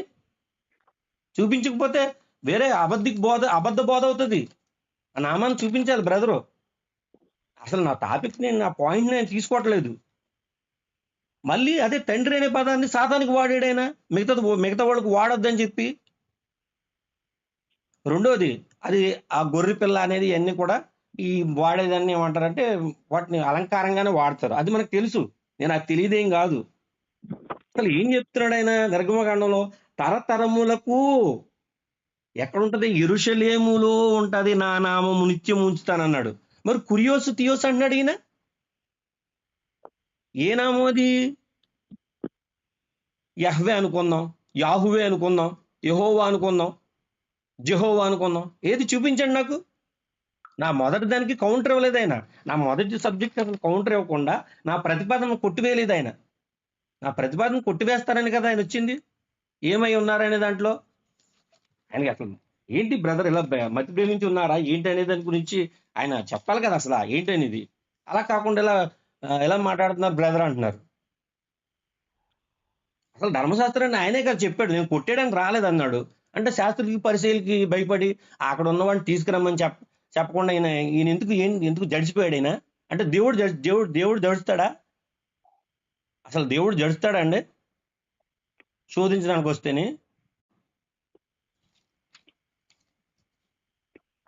ఆజ్ఞాతిక్రమం కూడా చేశాడు ఆయన, ఆజ్ఞలను అతిక్రమించాడు ఆయన. ఆజ్ఞాతిక్రమం చేయకూడదు కదా. ధర్మశాస్త్రం నేను కొట్టివేయడానికి రాలేదు, నెరవేర్చుటకే వచ్చాను అన్నాడు ఆయన. మరి అక్కడ ఏం జరుగుతుంది? అక్కడ అంటే మనుషులు మెప్పు కోరడానికి వచ్చాడా? దేవుని మెప్పును కోరడానికి ఆయన రాలేదా? మిత్రుడు అసలు అర్థం చేసుకోవాలి. ఏంటంటే ఆయన ఏం మాట్లాడుతున్నారు, ఆయన ఏంటి మామూలుగా ఏదో వాక్యం చెప్పుకుంటా వెళ్ళిపోతున్నారు. అది కాదండి చెప్పాల్సింది. ఇక్కడ నేను అడిగిన దానికి నా వాదనను కొట్టివేయాలి. మొదటి రౌండ్ లో నా వాదన ఆయన కొట్టివేయలేదు ఎక్కడాను. మిత్రులు, విచారం చేసిన పురుషుని తీసుకురావయ్యా అని కూడా అడగలేదు యేసుక్రీస్తు వారు. అంటే అక్కడ ఉంచి నేను తెలిపమ్మా నువ్వు కూడా అని చెప్పి అన్నారు. అంటే ధర్మశాస్త్రం కొట్టివేసినట్టుగా. నేను కొట్టివే వచ్చిందని తలంచవద్దు. ఈ ఆజ్ఞలను మీరితే అల్పుడు పరలోక రాజ్యంలో అల్పుడు అవుతాడటండి. గొప్పవాడు అవడో, పరలోక రాజ్యంలో అల్పుడు అవుతాడు. మొత్తం వాక్యాన్ని దాని పైనుంచి కింద వరకు చదవండి. నేను బైబిల్లో ఉన్నదే కోట్ చేస్తున్నానా, ఇంకోటి ఏదైనా కోట్ చేస్తున్నానా? ఆయన అడుగుతుందండి, నా నామము యెరూషలేములో జ్ఞాపకార్థంగా ఉంటుంది, తరతరములు అన్నాడు. తరతరములు లాస్ట్ వరకు ఉంటుంది అన్నాడు. ఏది? యేసుక్రీస్తు వారు ఆయన ఆ పేరేం చెప్పలేదు. తండ్రి పేరు తండ్రి అంటే పేరు అంటే నవ్వుతారండి ఎక్కడ ఎవరికైనా చెప్పండి ఈ మాట. ఇంకా నాకు సమయం ఎంత ఉంది మిత్రమా? బ్రదర్ వచ్చేసి ఇంకా నీకు ఒక 7 నిమిషాలు ఉంది బ్రదర్. 7 నిమిషాలు 6 నిమిషాలు ఉంది. యేసుక్రీస్తు వారు మళ్ళీ గొప్ప పని చేశారండి. ఆయన మొట్టమొదటి చేసినటువంటి గొప్పటి ఏంటంటే మొట్టమొదటి అద్భుతం కానా విందులో నీటిని ద్రాక్షారసంగా తయారు చేయడం, మార్చడం, నీటిని ద్రాక్షారసంగా మార్చడం. అయితే ఆయన ఎలా మార్చాడు అంటే ద్రాక్షారసం అంటే ద్రాక్షారసం విందు యజమాని చెప్తున్నాడు. అసలు ఎంత గొప్పగా చెప్తున్నాడు అన్ను. విందు ప్రధాని ఆయన గురించి పొగిడాడు. యోహాను యోహాను సువార్త 2వ అధ్యాయం 10వ వాక్యంలో ప్రతివాడును మొదట మంచి ద్రాక్షారసమును పోసి జనులు మత్తుగా ఉన్నప్పుడు జబ్బు అంటే ద్రాక్షారసం మత్తిస్తుందా? ఇంగ్లీష్లో వైన్ అని ఉంటుందిలేండి. మీకు నేను ఇంగ్లీష్లో కూడా వెళ్తానంటే మీరు ఆ రోజు అన్నారు కదా, మనం ఎందుకంటే ఇంకా అవసరం లేదని నాకు అనిపిస్తుంది. ద్రాక్షారసం చేయడం అంటే ఇప్పటి కాలంలో యేసుక్రీస్తు వారు ద్రాక్షారసం ఇప్పుడు మోడర్న్ కాలంలో కనుక యేసుక్రీస్తు వారు ఉంటే అసలు ఆ విందు ప్రధాని పోగొట్టడం చూడండి. అయ్యా నువ్వు చేసిన ద్రాక్షారసం ఎంత మొత్తినిస్తుందయ్యా అని చెప్తున్నాడు. మంచి ద్రాక్షారసం అంటే యేసుక్రీస్తు వారు ఏంటంటే ఒక వాళ్ళ యూదుల ఆచార ప్రకారం మందు తాగడం బాగా అలవాటు, వాళ్ళకి మద్యం తాగడం అలవాటు. ద్రాక్షారసం అబ్బా నువ్వు సూపర్ మద్యం తయారు చేసావయ్యా, సూపర్ ద్రాక్షారసం తయారు చేసావయ్యా అని చెప్తున్నాడు ఆయన. తర్వాత అండి లూకా 7:34 మనిషి కుమారుడు తినుచును త్రాగుచును వచ్చును గనుక మీరు ఇదిగో వీడు తిండిపోతును మద్యపానీయును అని అంటున్నారు. అంటే యేసుక్రీస్తు వారు అంటున్నారంటండి. యేసుక్రీస్తు వారిని వాళ్ళు అంటున్నారంట, తినుచును త్రాగుచును వచ్చిన మద్యపాని శుక్రస్నేహితుడు అని అంటున్నారని యేసుక్రీస్తు వారు స్టేట్మెంట్ ఇస్తున్నారు. దీనికి నేను పాత నిబంధనలు మీకు మీకాలోంచి మీకు ఒక లేఖనాన్ని ఆధారం చూపిస్తానండి. ఎందుకంటున్నానంటే మనిషి కుమారుడు తినుచును త్రాగుచును వచ్చినంటే ఆయన ద్రాక్షారసం త్రాగడము మద్యము త్రాగడం అనేది అంటే యోహాను తాగక తినక వచ్చాను అంటే నేను తింటున్నాను కాబట్టి నేను వెళుతూ ఉంటున్నాను కాబట్టి తిండిపోతుంది మద్యపాని అంటున్నారు కాబట్టి అని సేమ్ స్టేట్మెంట్ ఆయన ఇచ్చుకుంటున్నాడు. ఆ స్టేట్మెంట్ వేరే వాళ్ళు ఇవ్వడంలా. ఆయన ఏమై ఉన్నాడు ఆయన స్టేట్మెంట్ ఇచ్చుకుంటున్నాడు. ఆయన యేసుక్రీస్తు వారు ఏమై ఉన్నాడు ఆయన స్టేట్మెంట్ ఇచ్చుకుంటున్నాడు బ్రదర్ ఫిలిప్ గారు. మరియు నేను చెప్పాలనుకుంటున్నాను పాత నిబంధన లేఖనం మీకా 2:11 వ్యర్థమైన మాటలు పలుకుచు అబద్ధికుడై ద్రాక్షారసమును బట్టియు మద్యమును బట్టియు నేను మీకు ఉపన్యాసము చేయుదునని అబద్ధము చెప్పుచు ఒకడు వచ్చిన ఎడల వాడే ఈ జనులకు ప్రవక్తయగును. మిత్రమా చెప్పండి. అంటే మీకాలో రాసినటువంటి మీకా భక్తుడికి యెహోవా బయలుపరుస్తుంది ఏంటంటే ఖచ్చితంగా ఆయన ఏం బయలుపరుస్తున్నాడంటే ఎవడైతే వ్యర్థమైన మాటలు పలుకుతాడో, వ్యర్థమైన మాటలు అంటే ఏంటి, ధర్మశాస్త్రాన్ని కొట్టివేయడానికి నేను రాలేదు అన్నాడు. వచ్చి ఏం చేశాడు అక్కడ ఆవిడ తీర్చి అమ్మ నువ్వు వెళ్ళిపో అమ్మ, నేను మనుషులకు భయపడతానమ్మ ఇక్కడ అని వ్యర్థమైన మాటలు పలుకుతూ ధర్మశాస్త్రాన్ని కొట్టివేస్తూ కీర్తనకారుడైనటువంటి దావీదు అంటాడు నీ ధర్మశాస్త్రం నుండి ఆనందించు అని. మొదటి కీర్తనలోనే అంటాడు ఇదంతాను. అంటే ఇక్కడ మీకాలు ఏమంటున్నాడు, వ్యర్థమైన మాటలు పలుకుచు. ఇలాంటి వ్యర్థమైన మాటలు పలికేవాడు ఎవడు, ఏమైపోయి ఉన్నాడు ఈయన? ద్రాక్షారసమును బట్టి మద్యమును బట్టి నేను మీకు ఉపన్యాసము చేయుదునని అబద్ధము చెప్పుచు ఒకడు వచ్చిన ఎడల వాడే ఈ జనులకు ప్రవక్త అగును. ఇది యేసుక్రీస్తు వారిలో నెరవేరిందండి ఫిలిప్ గారు. ఇప్పుడు చెప్తున్నానండి, యెహోవా కోసం సపరేట్ చేయబడిన వాళ్ళు లేకపోతే నాజీర్ చేయబడిన వాళ్ళు ఎవరైనా ఉన్నారనుకోండి, వాళ్ళు సెపరేట్ నాజీర్ అంటే సెపరేట్ అని అర్థం అండి. చెప్పండి. వాళ్ళు అంటే ద్రాక్షారసమైన మద్యమైన తాగరంటండి. యోహాను గారు కూడా అంటండి, అతడు ప్రభువు దృష్టి గొప్పవాడై, ఎందుకు మద్యమును మద్యమునైనను ముట్టక అనే ఉంటదండి. యేసుక్రీస్తు గారు అల్పుడా గొప్పవాడైనటువంటి విషయాన్ని చూసుకోవాలి. మీరు మరలా నేను గుర్తు చేస్తున్నాను ఏంటంటే, మిత్రులు ఆకాశం అది ప్రవక్తల ప్రవచనాన్ని కానీ ధర్మశాస్త్రాన్ని కొట్టివేయొచ్చిందని తలంచొద్దు. అది దాని గురించి తండ్రి అనేటువంటి పేరుని ఆయన చూపించాలి. తండ్రి పేరు చూపించలేదు. ఆ నామాన్ని తెలియజేశానని యేసుక్రీస్తు వారు అంటున్నారు. ఆ నామం చూపించాలి. లేకపోతే మీరు మీ తండ్రిగా అపవాద సంబంధికులు అంటున్నారు. ఇద్దరు తండ్రుల పేర్లు అపవాద సంబంధికులే అంటున్నాడు. అంటే ఇక్కడ అపవాది పేరు కూడా తండ్రే.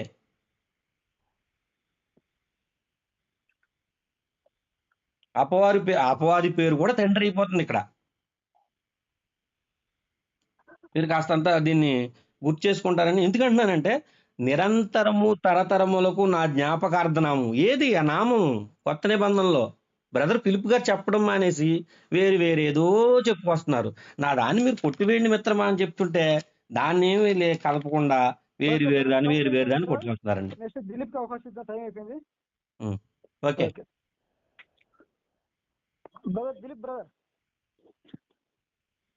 బ్రదర్ ఒకటేంటంటే చెప్పండి. నువ్వు చెప్పిన వెంటనే నేను కొట్టుకేసుకుంటూ వస్తే మీరు చెప్పిన సబ్జెక్ట్ ఏంటో నేను చెప్పే సబ్జెక్ట్ ఏంటో అర్థం కాదు. ఫస్ట్ రౌండ్ ఏంటంటే నువ్వేం చెప్పావు అనేది నేను విని నేను రాసుకుంటాను. తర్వాత నేను చెప్పేది ఏంటో నేను చెప్పింది నీవు రాసుకుంటావు. రెండో రౌండ్కి వచ్చినప్పుడు ఏంటంటే ఏవైతే నువ్వు చెప్పావో దాన్ని నేను వివరణిస్తాను. ఒకటేంటంటే దాన్ని నేను వివరణిస్తాను, దాన్ని ఇవ్వనని నేను చెప్పట్లేదు. స్టార్ట్ చేస్తాను. ఇంకోటి ఏంటంటే ఆయన మాట్లాడుతూ ఏమన్నాడంటే మీరు మధ్యలో మీకు చెప్తున్నాను, మీరు మాట్లాడకూడదు. ఇంకా మీ టైం స్టార్ట్ అయిపోయినట్టే చెప్పండి. ఇంకా నాకు అలా అవకాశం ఇవ్వలేదు. మీరు మాట్లాడద్దు. స్టార్ట్ చేయండి బ్రదర్. బ్రదర్ ఇంకోటి ఏంటంటే ఆయన అడుగుతున్నది ఏంటంటే మీ తండ్రి అపాసంగం అంటే ఆ సబ్జెక్ట్ మీరు అందులో టైం కలుపుతున్నారా? మీరు టైం స్టార్ట్ చేయండి. టైం స్టార్ట్ చేస్తాను, చెప్పండి బ్రదర్. మీరు చెప్పండి. ఇంకోటి ఏంటంటే బ్రదర్ అర్థం చేసుకోవాల్సిన విషయం ఏంటంటే గ్రీకు రాసేటప్పుడు ఓల్డ్ టెస్ట్మెంట్ న్యూ టెస్ట్మెంట్ రాసేటప్పుడు యహవే అనే పదాలు 4 అక్షరాలు టెట్రాగ్రామ్ అనే వర్డ్స్ గ్రీకులో లేవు. ఓకేనా? ఆ పదాలకు అనుగుణంగా ఉన్న పదాలు ఏంటంటే, అందుకనే మీరు ఏది గ్రీకు ఓల్డ్ టెస్ట్మెంట్ రాసినప్పుడు యెహోవా అన్న చోట మాక్సిమం ప్రభు అనే వర్డ్స్ ఎక్కువ యూజ్ చేస్తారు ఆ ఓల్డ్ టెస్ట్మెంట్ లో. న్యూ టెస్ట్మెంట్ లో కూడా సేమ్ అదనే పదాలు ప్రభు అనే విషయాలు, ఈయన ప్రభు అనే విషయాల్లో లార్డ్ కురియస్ అని, తర్వాత థియోస్ అనే పదాలు దేవునికి ఆపాదించే వర్డ్స్ వాడారు. దేనికి? ఆ పదాలు లేనప్పుడు. సో ఆ విధంగా నీకు ఆ పదం యెహోవా అనే నామం అనేది న్యూ టెస్ట్మెంట్ అనేది కనపడదు. ఎందుకు కనపడదు అంటే గ్రీకులో ఆ వర్డ్స్ లేవు. యహవే అనే వర్డ్స్ 4 వర్డ్స్ YHWH అనే వర్డ్స్ గ్రీకులో లేవు కాబట్టి నీకు ఆ పదము యెహోవా అనే పదం అనేది న్యూ టెస్ట్మెంట్ లో ఉండదు. రెండవది ఏంటంటే మీ తండ్రి అపవాది సంబంధాలు అంటే తండ్రి అంటే అపవాది యొక్క స్వభావంని వీళ్ళు చేసేటువంటి పనులను బట్టి అంటారు. కొన్నిసార్లు మనం అంటాం ఏమనంటే వీడు పందిలాగా ఉన్నారు అంటాం. పందిలాగా ఉన్నారంటే అర్థం ఏంటి? వాడికి ఏం పందేనా? కానీ ఆ పంది స్వభావాన్ని మనం చెప్తాం. అటువంటి వాడి సమయంలో అది వాడాడు దాన్ని. అంటే దాని అర్థం అంటే సాతాను యూజ్ చేస్తూ వాడాడు. అంతేగా తన నామం అంటే తండ్రి అనేది అర్థం ఏంటి? ఓన్లీ ఈ నామం ఇంకో నామం ఉండకూడదు అని అడగదు. దేవుడైన తండ్రి అయిన దేవుడు ఒక్కడే. అంటే ఇంకో తండ్రి యేసుక్రీస్తు తండ్రి కాదని, ఇంకో వ్యక్తి కూడా తండ్రి కాదని దాని మీనింగ్ అది. అంటే ఆయన ఇంకో తండ్రి అంటే అర్థం ఏంటి? సాతాను యొక్క ఆయన వాళ్ళకి చెప్పారు వాళ్ళ ఫాదర్స్ అని. అంటే దానికి దీనికి సంబంధం లేని విషయం అది. నామం అని చెప్పాడు కదా. అంటే ఓల్డ్ టెస్టిమెంట్ లో ఉన్న యెహోవా నామం అనేది న్యూ టెస్టిమెంట్ లో ఉండదు బ్రదర్. ఒకసారి చూడండి కావాలంటే గ్రీకులో మీకు ఓల్డ్ టెస్టిమెంట్ అది చూడండి, న్యూ టెస్టిమెంట్ కూడా చూడండి. దాంట్లో మీకు యెహోవా అనే నామం పేరు ఉండదు అనమాట. గ్రీకులో రాసేటప్పుడు ఆ వర్డ్స్ ఉన్నాయి. అందుకే వాటి ప్లేస్ లో క్యూరియస్ అనే పదం ఎక్కువగా వాడతారు. ప్రభు అనే వర్డ్ ఎక్కువ వాడతారు అనమాట. అది అమరత్వం గలవాడే ఆయన చావు ఉండదు అంటే నిజమే బ్రదర్. ఆయన ఈ లోకానికి రాకముందు ఆయన దేవుడుగా ఉన్నాడు కాబట్టి దేవునికి ఎప్పుడు కూడా చావు ఉండదు. దేవుడే మన పాపాల నిమిత్తము ఆయన ఈ లోకానికి వచ్చాడు కాబట్టి అందుకు ఆయన చావాల్సిన ఉంది బ్రదర్. అందుకనే ఉంటుంది బ్రదర్. ఎందుకంటే మనకు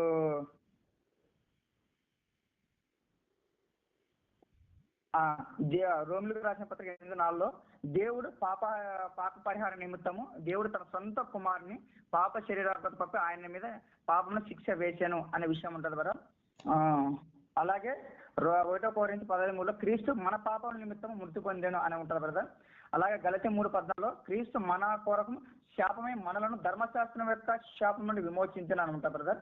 అంటే ఇవన్నీ విషయాలు ఎందుకంటే ఆయన మన కోసం చనిపోయి తిరిగి లేచాడు, దాని విషయం ఆయన చనిపోయాడు బ్రదర్. అందుకే ఆయన మరణాన్ని కూడా తిరిగి లేచాడు బ్రదర్. ఆయన అందుకోసం ఆయన చనిపోవాల్సి వస్తుంది అంతే తప్ప అది తండ్రికి ఆపాదించిన వాడు అంటే ఆయన ఇంతకు ముందు ఆయన ఈ భూమి మీదకి రాకముందు దేవుడు ఉన్నా బ్రదర్. దేవుని చెప్పుడు కూడా చావు ఉండదు బ్రదర్. ఆయన మన కొరకు మానవునికి లోకానికి వచ్చి ఆయన మన కొరకు చనిపోయాడు కాబట్టి ఆయన చనిపోయి తిరిగి లేచాడు బ్రదర్ మానవునిగా. అది ఇంకోటి ద్రాక్ష రసం బట్టి మాట్లాడు తినుతూ తిండిపోతా అని చెప్పారు కదా. దాని అర్థం ఏంటంటే ఆల్రెడీ యేసుక్రీస్తు చెప్పారు కదా, నేను వచ్చింది రోగుల కొరకైన విషయం, పాపల కొరకైన విషయం. దాని అర్థం అంటే ఒక్క నిమిషం బ్రదర్.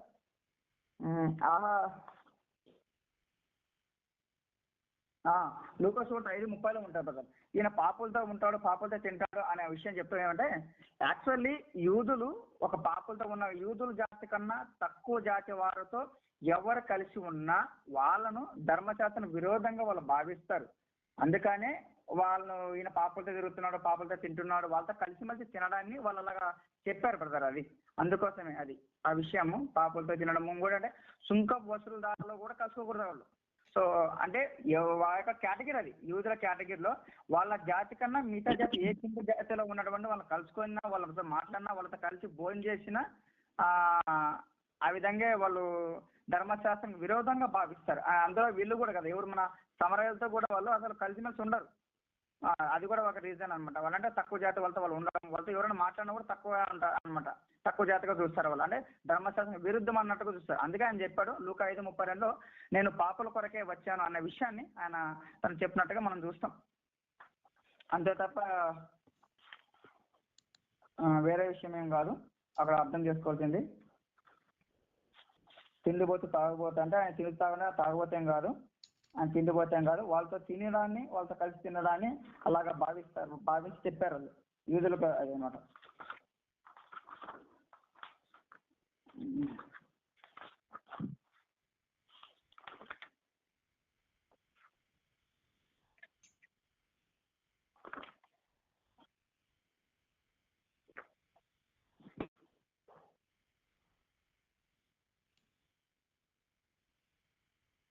ఎంత బ్రదర్ సమయం వచ్చేసి ఇంకా ఒక 10 నిమిషాలు ఉంది బ్రదర్. చెప్పండి. 5 నిమిషాలు ఉందా బ్రదర్? 10 నిమిషాలు ఉందిలేండి. 9 నిమిషాలు. Okay brother. ఎందుకు ఈ విషయాన్ని చెప్తున్నానంటే యూదులు ఎప్పుడు కూడా వాళ్ళు మొజాయిక్ లా అంటే ధర్మశాస్త్రాన్ని ఎక్కువగా పాటిస్తారు. 10 ఆజ్ఞలు కావచ్చు, ఆచార వ్యవహారాలు కావచ్చు, మత సామాజిక కావచ్చు, ఆహార నియమాల విషయాల్లో చాలా పకడ్బందీగా పాటిస్తారు బ్రదర్. అందుకనే ఈయన వాళ్ళతో పాపులతో అంటే పాపులు అంటే వాళ్ళ పాపం చేసిన వాళ్ళని కాదు, జస్ట్ కింద స్థాయి వాళ్ళు. ఇప్పుడు ఎంతగా మన ఇండియాలోనే ఉంది ఏమని తక్కువ జాతి వాళ్ళతో చేస్తే చూసి వాడు మహిళంట తండరాని వాళ్ళు అని అర్థం. యూదులు కాదని మిగతా కింద జాతి వాళ్ళు ఉంటారు కదా, వాళ్ళు పాపలుగా ఏం చేయాలి. అందుకే ఎక్స్క్లూజివ్ చెప్పండి, నేను మీకోసం రాలేదు, నేను వీళ్ళ కోసం వచ్చాను అన్నట్టుగా చెప్పాడు. అంటే డాక్టర్ అది ఆరోగ్యం ఉన్న వాళ్ళకి డాక్టర్ అవసరం లేదు, రోగుల కొరకు డాక్టర్ అన్నట్టుగా చెప్పాడని మన విషయం. అర్థం ఏంటంటే మీరు బాగున్న వాళ్ళు మీకోసం కాదు, నేను ఎవరైతే రోగులుగా ఉన్నారు, ఎవరైతే వాళ్ళు ఉన్నారో వాళ్ళ కోసం నేను వచ్చాను అన్నట్టుగా చెప్పారు. దాంట్లో పాపల కొరకంటే వాళ్ళ పాపం చేసిన వాళ్ళు కాదు, తాగుబోతులు అంటే వాళ్ళ మద్యం సేవించే వాళ్ళు పూర్తిగా వాళ్ళు మొత్తలే ఉండే పూర్తిగా వాళ్ళనే కాదు. మీరు అర్థమే ఉంటే వాళ్ళతో కలిసి ఉన్నాడని వీళ్ళట మాట్లాడాలి. అది ఇప్పుడు మనం కూడా ఇప్పుడు చూడండి, వేరే హై క్యాస్ట్ వాళ్ళు కింద వాళ్ళతో మాట్లాడతాం, వాళ్ళతో కలిసి తిన్నాడు అంటే పెద్ద హై లెవెల్లో హైలైట్ చేస్తారు దాన్ని. అంతరాని వాళ్ళతో తీర్చేది చాలా పాపంగా ఎంచేవాళ్ళు. మీకు అది తెలిసింది, అది కొత్త విషయం ఏం కాదు. అంటే అక్కడ కూడా మనకు అక్కడ కనిపిస్తుంది బైబిల్లో యూదులు అంటే చాలా డిఫరెంట్ పీపుల్స్. మిగతా వాళ్ళు జనరల్గా మీరు చదివినా కూడా యూదులకు సమరీలకు ఉన్న అదింత ఇన్ఫర్మేషన్ డిఫరెంట్గా చదివితే మీకు అర్థమవుతుంది. వీళ్ళు కింద జాతి వారిలాగా వాళ్ళు ట్రీట్ చేస్తారు. ఆ సమరస్థితి కూడా చెప్తారు కదా, మేము మీతో మాతో మీరు మాట్లాడకూడదు, మాతో మీరు నీళ్ళు తాగకూడదు అన్నట్టుగా మాట్లాడుతుంది ఆయన. అంటే అంతమాట వాళ్ళు డిఫరెంట్ పీపుల్స్ అనమాట, అందుకని వాళ్ళు మాట్లాడరు చేయరని. సో ఆ విధంగా మనం అర్థం చేసుకోవాలి బ్రదర్ దాన్ని. వాళ్ళంటే తాగిపోతుంటే నిజంగా తాగిపోతాను కాదు, తిండిపోతుంటే ఆయన నిజంగా తిండిపోతాం కాదు. వాళ్ళతో కలిసి తినడాన్ని, వాళ్ళతో కలిసి ఉండడాన్ని, వాళ్ళతో కలిసి ఉండడాన్ని అది నేరంగా వాళ్ళు భావించారు యూదులు.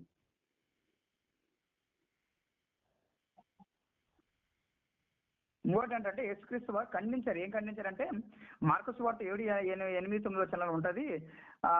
మీరు సాంప్రదాయాల ధర్మశాస్త్రము కంటే సాంప్రదాయాలను ఎక్కువ పాటిస్తున్నారనే విషయం ఒకటి చదువుతారు కదా. అది దాని విషయాలు వాళ్ళ అర్థం ఏంటంటే వాళ్ళు ఇన్నరు ఆత్మీయ జీవితాన్ని వాళ్ళు విడిచిపెట్టి వాళ్ళు ఎక్కువ వాళ్ళకి ఏం కావాలంటే ఓవరాల్ అన్ని కూడా 7వ అధ్యాయం 8-9 చూస్తున్నాను కదా. మీరు దేవుని ఆజ్ఞను విడిచిపెట్టి మనుషుల పారంపర్యాచారంను గైకొనుచున్నారు, మరియు ఆయన మీరు మీ పారంపర్యాచారంను గైకొనట దేవుని ఆజ్ఞ బొత్తిగా నిరాకరిస్తున్నారని. సో వాళ్ళ అర్థం ఏంటంటే దేవుని ఆజ్ఞలను పాటించే దానికన్నా వాళ్ళకి ఎక్కువ లోకాచారం అంటే ఆచారం ఎక్కువ ఉన్నారు. సో అదే వాళ్ళకి ముఖ్యం. అది అందుకని వాళ్ళు చెప్తారు. అంటే ఇంకోటి ఏంటంటే వాళ్ళు దేవుని ఆజ్ఞ మీద అంటే వాళ్ళు ఎక్కువ ఆత్మీయ జీవితం గురించి దానికన్నా వాళ్ళు సాధారణమైనటువంటి ఈ లోకాచారాలను ఎక్కువ దృష్టి పెట్టడం గురించి ఆయన ఖండించాడు యేసుక్రీస్తు.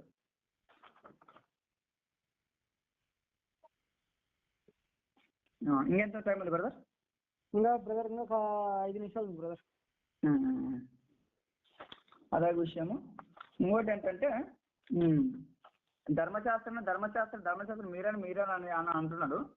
యాక్చువల్లీ ధర్మశాస్త్రాన్ని మీరాడు అని అనిపించినప్పుడు ఎక్కడ కూడా వాళ్ళు జ్యూస్ వేసుకుని కడ్డిస్కంటే వచ్చారు. ఎక్కడ సబ్బత్ దినాన్ని చెప్పినప్పుడు కూడా అన్నారు వాళ్ళు, మీరు ఇది ఆజ్ఞను మీరుతున్నారు అన్నట్టుగా మాట్లాడారు వాళ్ళు ఆజ్ఞలను. అలాగే వాళ్ళ శిష్యులు ఆహారం తిండి విషయాల్లో ఉన్నప్పుడు కూడా వాళ్ళు ఖండించారు. ఇంకోటి ఆయన దేవుణ్ణి మనిషే ఉండి దేవుణ్ణి అని చెప్పినప్పుడు కూడా అంటే మోషే లా ప్రకారం దేవుని చెప్పడం కూడా అది ఆ దేవదూషణ కింద వస్తుంది. అక్కడ వాళ్ళు యూదులు భావించారు. ఈయన చెప్పిన విషయాల్లో డైరెక్ట్ గా నీకు ఆయన ఆజ్ఞలు మీరినట్టు అలాంటివి ఏం కనబడవు బ్రదర్. ఆయన డైరెక్ట్ గా చెప్పిన విషయాలు యూదులు ఖండించిన విషయాలు ఉన్నాయి. యోహాను సువార్త 5వ అధ్యాయం 16-18 ఉంటాయి. అక్కడ ఆయన విశ్రాంతి దినంలో ఒక వ్యక్తిని ఆయన స్వస్థపరిచిన బట్టి ఆయన ఏమంటే విశ్రాంతి దినము ఏ రోజు ఆ పని చేయకూడదు కదా అంటాడు. 28 నుండి. అంటే దాని అర్థం ఏంటంటే విశ్రాంతి ఏ పని చేయకూడదు ఒక లా. అది ఆ లాని ఎవరైనా సంపాదన చేస్తే ఆయన ధర్మశాస్త్రం మీరినట్టు అని. అప్పుడు ఆయన ఏమన్నాడు, యేసుక్రీస్తు ఏం చేశాడు, మనిషి యొక్క అవసరాన్ని బట్టి ఆయన ఆ పని చేశాడు. అందుకని అంటాడు మార్కు సువార్త 2:20 సబ్బతు మనిషిని కొరకే ఏర్పడింది కానీ మనుషుడు సబ్బతు కొరకు ఏర్పడలేదన్నట్టుగా చెప్తాడు. అంటే దినము సబ్బత్ దినాలని మనిషిని కొరకే కాదు, మనిషిని కొరకే అన్నట్టు చెప్తాడు. అంటే దినాలు మనిషిని కొరకు కాదన్నట్టుగా చెప్పాడు. అర్థం ఏంటంటే ఆయన అక్కడ మనిషి యొక్క అవసరాన్ని ప్రేమను చూపించాడు. దాన్ని వాళ్ళు మీరాడని చెప్పారు. అదొకటి. ఆహార విషయాల్లో కూడా మీ శిష్యులు ఎట్లా చేతులు పట్టుకోకుండా అన్నం తింటారా అన్నట్టు విషయాలు చెప్తాడు. అప్పుడు చెప్తాడు కూడా వాళ్ళు ధర్మశాస్త్రం మీరంటే చెప్పారు. దాని అర్థమేంటే ఆయన బయట బాహ్య ఆచారాల కంటే హృదయ పవిత్రతను హృదయ పవిత్రత నిజమైన ధర్మం అన్నట్టు ఆయన యేసుక్రీస్తు చెప్పాడు. ఆయన ఎక్కడ మీరినట్టు చెప్పలే, జస్ట్ వీళ్ళు అంటున్నారు అక్కడ మీరినామని చెప్పేసి. Okay, thank you brother. వాళ్ళకి ఇచ్చేసాను. ఓకేనా బ్రదర్? ఇప్పుడు ఇంకెంత సమయం? ఒక నిమిషం బ్రదర్. ఇప్పటికీ సెకండ్ రౌండ్ కూడా పూర్తి అయిపోయింది. చివరి రౌండ్ బ్రదర్ సరే ఒక 10 నిమిషాలు ఉంటుంది టైమింగ్. బ్రదర్ స్టార్ట్ చేయమంటారా అబ్దుల్ బ్రదర్? ఒక్క నిమిషం ఉండండి, స్టార్ట్ చేద్దరు.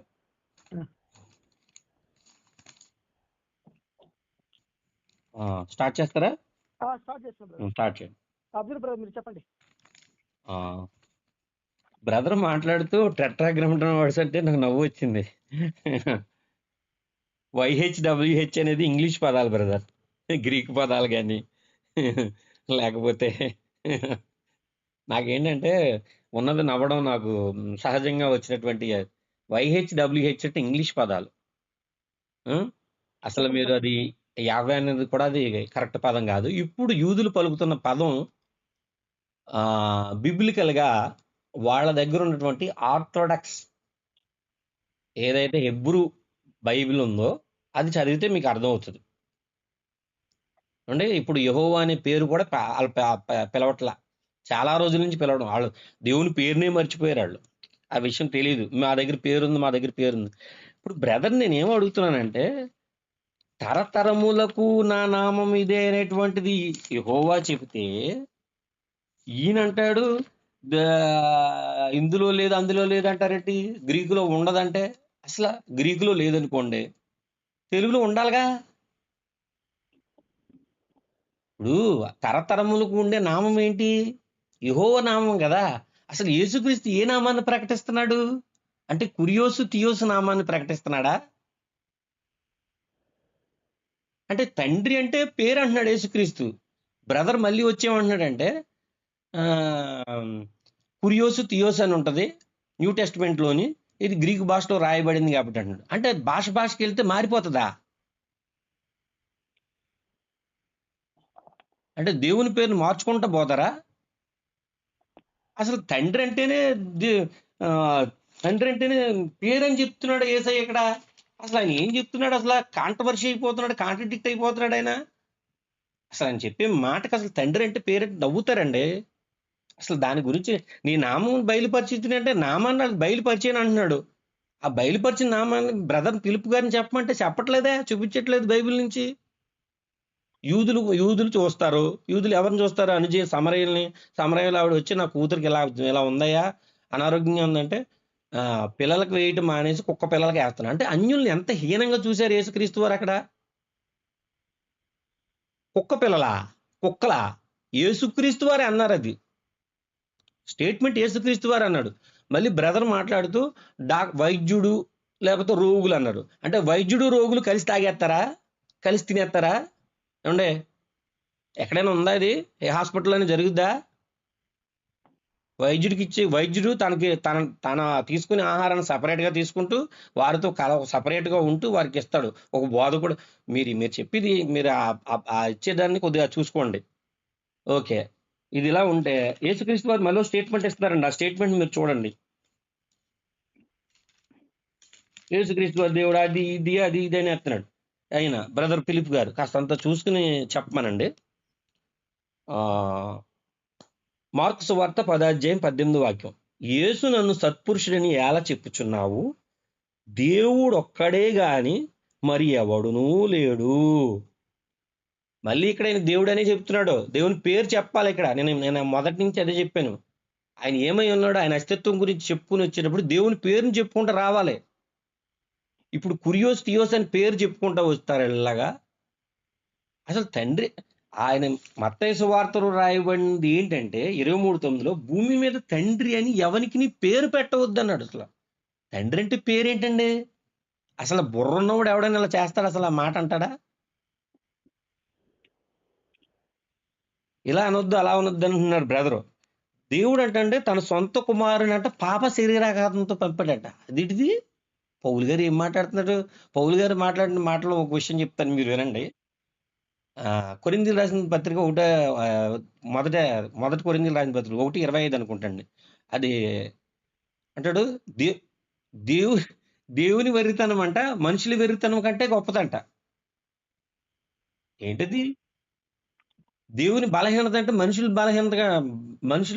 బలం కంటే గొప్పదంట. అంటే దేవునికి బలహీనత ఉంటదా? ఏంటి రాయడం ఏంటి? అసలు రాయడాలు ఏంటండి ఇది? అసలు ఏముంటది బ్రదర్ పిలుపు గారు? అసలు ఏమనుకుంటున్నారు ఇది? అసలు ప్రజల మధ్య ఏం చెప్దామని దీన్ని మీరు తీసుకున్నారు? నాకు అర్థం కావడం లేదు. తండ్రి అంటే పేరు తండ్రి అంటే పేరంట. నాకే ఆశ్చర్యంగా ఉంది.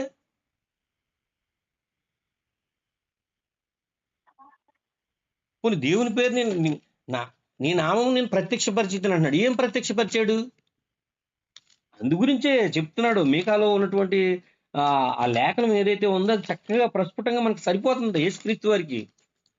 మీకా 2:11 వ్యర్థమైన మాటలు పలుకుచు అబద్ధికుడై ద్రాక్షారసమును బట్టి మద్యమును బట్టి నేను మీకు ఉపన్యాసము చేయుదునని అబద్ధమును చెప్పుచు ఒకడు వచ్చిన ఎడల వాడే జనులకు ప్రవక్త యగును. ఎందుకు నేను అంటున్నానంటే, కొంతమంది ఏమంటారంటే బ్రదర్ ద్రాక్షారసం వల్ల మత్తు రాదు బ్రదర్ అంటారు. ద్రాక్షారసం వల్ల మత్తు వస్తుందని ఆదికాండము 9వ అధ్యాయము 21వ వచనంలో ఉంది. పిమ్మట ద్రాక్షారసం తాగి మత్తుడై తన గుడారములో వస్త్రహీనుడిగా ఉండెను. నోహండి. అంటే ద్రాక్షారసము యేసుక్రీస్తు వారు కూడా తాగారు అనేటువంటి విషయాన్ని మనకు తెలియజేస్తుంది. ఆయన తినుచును త్రాగుతూ వచ్చాడు కాబట్టి. ఆయన ఏం తిన్నాడు? ఆహారం తిన్నాడు. సుంకరులతోనూ శాస్త్రులతో కలిసి సుంకరులును వాళ్ళతోటి ఉన్నాడు ఆయన, కాదని అనలేదు. కాకపోతే వైద్యుడు ఎలా ఉండాలి? సపరేట్గా ఉండాలి. పాపుల్ని పిలువ వచ్చాడు, వేరే ఉండాలి. ఎక్కడున్నాడు ఆయన అంటే ఇప్పుడు చెప్పుకొచ్చారు, బ్రదరే గుర్తు చేసుకొచ్చారు తన మాట్లాడుతూ. దేవుడు తన సొంత కుమారుడు పాప శరీరాకారమా? అదేంటిది పాప శరీరాకారం ఏంటండి? అంటే శరీరం ఆకారం అంతా పాపంతో ఉందన్నమాట. దానికి లింక్ మీకు నేను చెప్పుకొస్తాను. అయితే యేసు నన్ను సత్పురుషుడని ఎలా చెప్పుచున్నావు? ఇక్కడ ఒక ఆయన వచ్చి అడుగుతున్నాడు, సత్పురుషుడా? సత్పురుషుడని నన్ను ఎలా చెప్పుచున్నావు? దేవుడు ఉన్నాడు, దేవుడు ఒక్కడే సత్పురుషుడని చెప్తుంటే ఈయన యేసుక్రీస్తు దేవుడు అంటున్నాడు.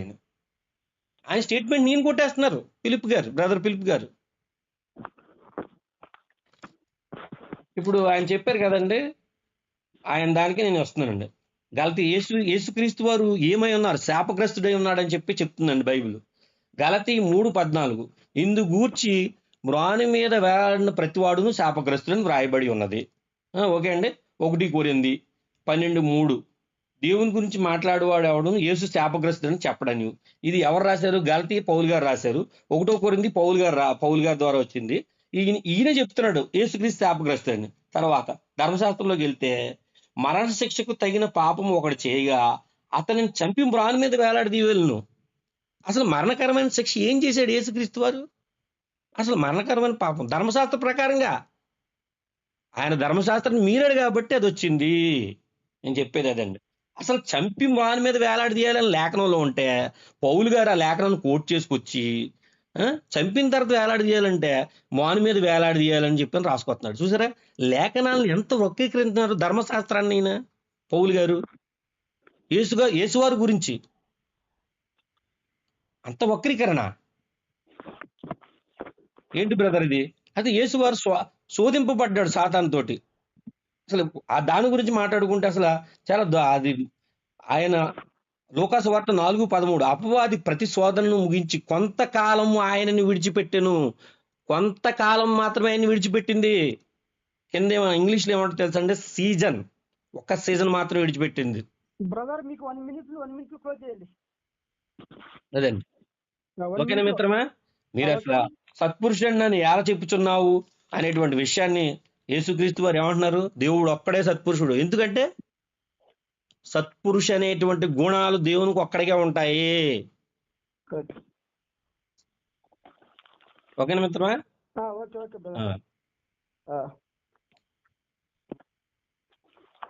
బ్రదర్ దిలీప్ గారు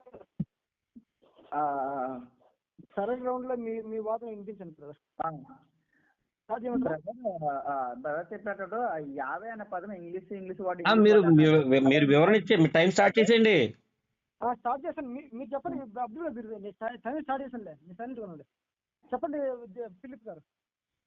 ఇంకోటి 50 అనే పదము టెట్రాగ్రామర్ అనే పదము ఇంగ్లీష్ పదం అన్నట్టు చెప్పారు. దాన్ని ఏమంటే 4 వర్డ్స్ ఉన్నాయి కదా, ఆ వర్డ్స్ ని యాక్చువల్గా హీబ్రూ పదమే.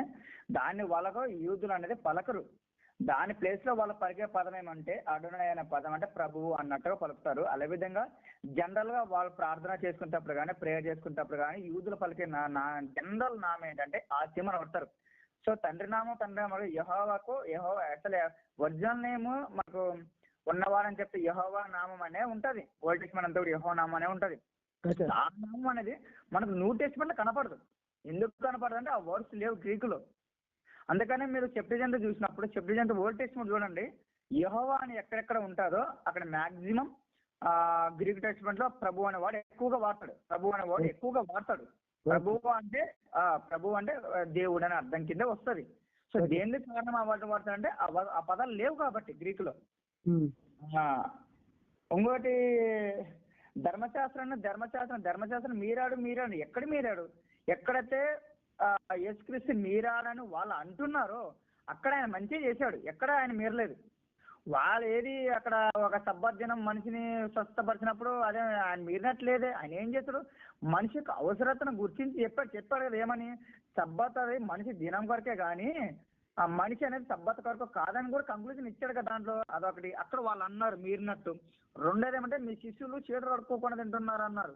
అక్కడ కూడా వాళ్ళు ధర్మశాస్త్రం మీరేనంటే చెప్పారు. ఆయన చెప్పాడు మీ బయట ఇది బాహ్య శరీరంలో చూస్తున్నారు కానీ అంత శరీరం అన్నట్టుగా మాట్లాడాడు ఆయన. అది కూడా మీరినట్టే కాదు. తర్వాత ఆయన పాపులతో రోగులతో ఉన్నట్టు రోగులు డిఫరెంట్ గా వైద్యులు డిఫరెంట్ గా ఉన్నాడు కదా అని చెప్పాడు. ఆయన డిఫరెంట్ గా ఉన్నాడు. ఏనాడు ఆయన అన్నాడు కదా నాలో పాపం ఉన్నదని మీరు స్థాపించగలరు అన్నప్పుడు ఆయన ఏ పాపం చేశాడు? ఎవరు స్థాపించలేదు? ఆయన ఎవరు స్థాపించలేదు. ఆయన పాపం ఉన్నాడు. వైద్యం వేరుగా ఉండాలంటే ఈ రోజు మన రోగం పడితే డాక్టర్ మన దగ్గరికి ఎందుకు వస్తారు? అంటే డాక్టర్ హాస్పిటల్లో ఉండాలి, మన రోజు ఇంట్లోనే ఉండాలి. మరి మనకెందుకు డాక్టర్ అవసరం? డాక్టర్ మన దగ్గరకు వస్తేనే కదా మనం బాగుపడేది. వేరుగా ఉండాలని మాట్లాడుతున్నాడు. ఇంకోటి ఆయన శాపగ్రస్తుడు అని మాట్లాడుతున్నాడు. ఆయనే చెప్పాడు ఆడ ఏమని, గలతీ 3:14 కానీ క్రీస్తు మన కొరకు శాపగ్రస్తుడై ఉన్నాడని చెప్పాడు. మన కొరకు శాపకట్టాడంటే మన పాపాల కారణంగా ఆయన తీసుకున్న స్థితి గురించి చెప్తుంది. శాపగ్రస్తుడు అంటే యేసుక్రీస్తు శాపగ్రస్తుడు కాదని అర్థం. మన పాపాల కారణంగా ఆయన మన స్థానంలో తీసుకున్న స్థితి అది. ఎందుకంటే 2 Corinthians 5:20 యేసు పాపం లేనివాడు. ఆయన తన మీద మన స్థితిని తీసుకున్నాడు. ఆయన తీసుకున్నాడు కాబట్టి ఆయన శాపగ్రస్తుడు అని చెప్పాడు. ఆయన చెప్పాడు, క్లారిటీ ఇచ్చాడు. క్రీస్తు మన కొరకు శాపగ్రస్తుడే అని వాడు వాడాడు. మనల్ని ధర్మశాస్త్రంలో నుండి విమోచించను అని చెప్పాడు. అయితే అప్పుడు శాపగ్రస్తుడు అన్నారు కాబట్టి యేసుక్రీస్తు శాపగ్రస్తుడు అని చెప్పాడు. శాపగ్రస్తుడు చెప్పలేదు. ఏమని చెప్పరా? మన పాపాల కారణంగా ఆయన మన స్థానంలో మనం శాపగ్రస్తులం. మనం చేసిన తప్పులు బట్టి మనం శాపగ్రస్తులం. మన స్థానాన్ని ఆయన తీసుకున్న బట్టి ఆయన శాపగ్రస్తుడు అయ్యాడని చెప్పాడు. ఓకే, సో అర్థం చేసుకోవాలి. ఇంకోటి వాక్యాన్ని కూడా ఇంకోటి ఎవరు సత్కూర్చి అవసరం వచ్చిన మరి ఆ చెప్తా పడతాను మీకు. అది అక్కడ చెప్తాడు అంటే మీకు ఎప్పుడు దేవుడు అక్కడ సత్కూర్చాడు అన్నప్పుడు ఇండైరెక్ట్ గా ఆయన సత్కూర్చాడు యేసుక్రీస్తునే చూపించింది అది. ఓకే, ఒక్క నిమిషం పదాలు అది నేను చదివి వినిపిస్తాను మీకు. మార్కు సువార్త 10వ అధ్యాయం. ఒక్క నిమిషం పద.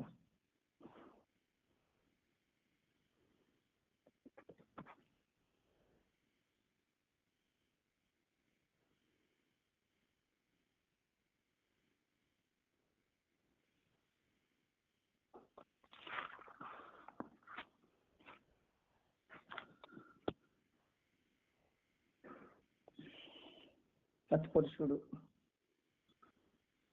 ఒకసారి వచ్చింది చెప్పండి బ్రదర్. నాకు అబ్దుల్ బ్రదర్ వచ్చిన చెప్పండి. హలో బ్రదర్, ఆయన చూడమనండి బ్రదర్. చూస్తున్నా చెప్పండి. చూడండి, చూడమనండి. మీరిద్దరు అంటే చూస్తున్నారు కదా, సహాయం చేయండి.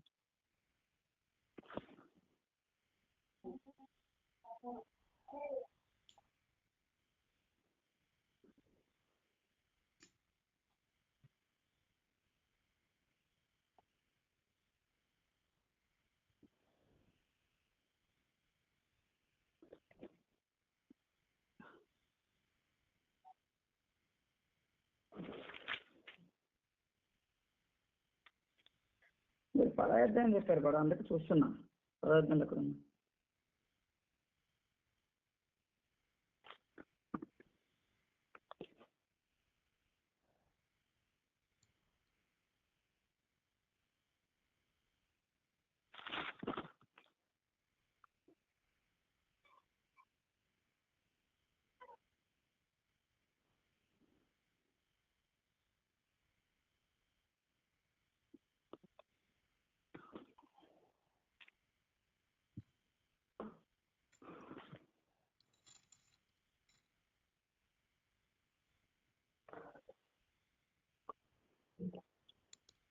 ఆల్రెడీ ఆ రెఫరెన్స్ తెలుసు కనుక బ్రదర్ దాని గురించి చెప్పేసేయండి. ఒక్కడే చెక్ చేస్తాను. ఆయన చెప్పిన రెఫరెన్స్ లేదు, అందుకని మార్కు సువార్త 10వ అధ్యాయం అన్నాడు. మార్కు సువార్త చూస్తున్నాను అనమాట. దాంట్లో ఆయన చెప్పిన రెఫరెన్స్ మార్కు సువార్త 10:75 అన్నాడు. 75. అవునవును, టైం అయిపోతుంది. 75 52 వచనాలు ఉన్నాయి. ఆయన ఎక్కడ చెప్పాడని చూస్తున్నా. సరే, ఈ విషయం అందరికి తెలుసు కానీ అది అది సబ్స్క్రిప్షన్ సంగతి దాని గురించి మీరు వివరించండి. ఎందుకు టైం లేదు కదా. 7వ అధ్యాయం 12లో ఉంటుంది బ్రదర్. చెప్పండి. ఒక్క నిమిషం చెప్తాను. అని చెప్పింది 10 అని చెప్పాడు, అందుకే చెప్తాను. 10, 12లో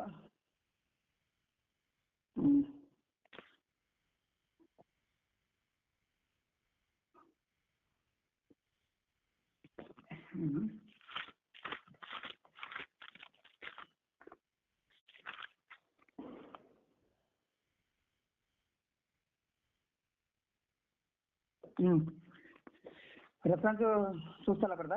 అయితే ఆయన ఎవరు సత్పురుషుడు అయినప్పుడు ఇండైరెక్ట్ గా యేసుక్రీస్తు మీరు ఎవరన్నా అనుకుంటే ఆయన అనుకున్నది ఆయనే. యేసుక్రీస్తు సత్పురుషుడు అన్నట్టే చెప్పాడు. ఆయన విషయం ఏమన్నాడు అంటే మీరు ఎలా అనుకుంటున్నారు అంటే దేవుడు అక్కడ కదంటే ఆయన ఇండైరెక్ట్ గా యేసుక్రీస్తు దేవుడు అని చెప్పాడు. ఆ విషయాన్ని ఆయన చెప్పాడు బ్రదర్ అక్కడ. ఓకే, టైం అయిపోయింది కదా. ఇంకా టైం ఒక 3 నిమిషాలు ఉంది బ్రదర్. చెప్పండి బ్రదర్. ఈ 3 నిమిషాలు మీరే వాడుకొని కంక్లూజన్ చేసేయండి బ్రో. ఈ 3 నిమిషాలు మీరు వాడుకొని కంక్లూజన్ చేసేయండి అంటున్నా. నేను చెప్పమంటారా? ఈ వాడుకొని కంక్లూజన్ చేసేయనంటే మీకోసం 3 నిమిషాలు ఇస్తున్నా నేను.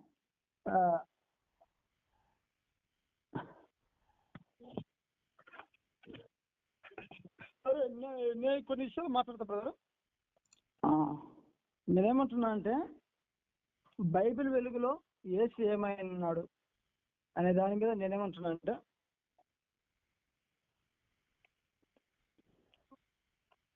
ఇది ప్రజలు నిర్ణయం తీసుకుంటారు. నేనేమంటున్నానంటే ఇది ప్రజలకు ఇడిచిపెడుతున్నా, వాళ్ళు దానికి వాళ్ళ ద్వారా మనము స్టేట్మెంట్ తీసుకున్నాం బ్రదర్.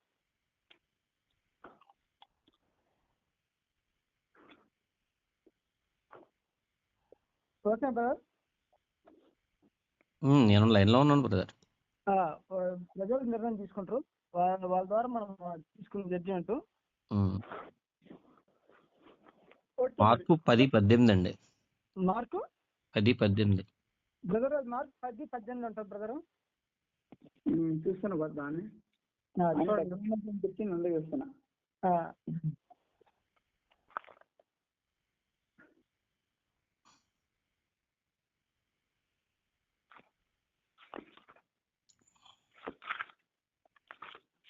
మీరు చెప్పండి కదా, నేను చూస్తాను అతన్ని.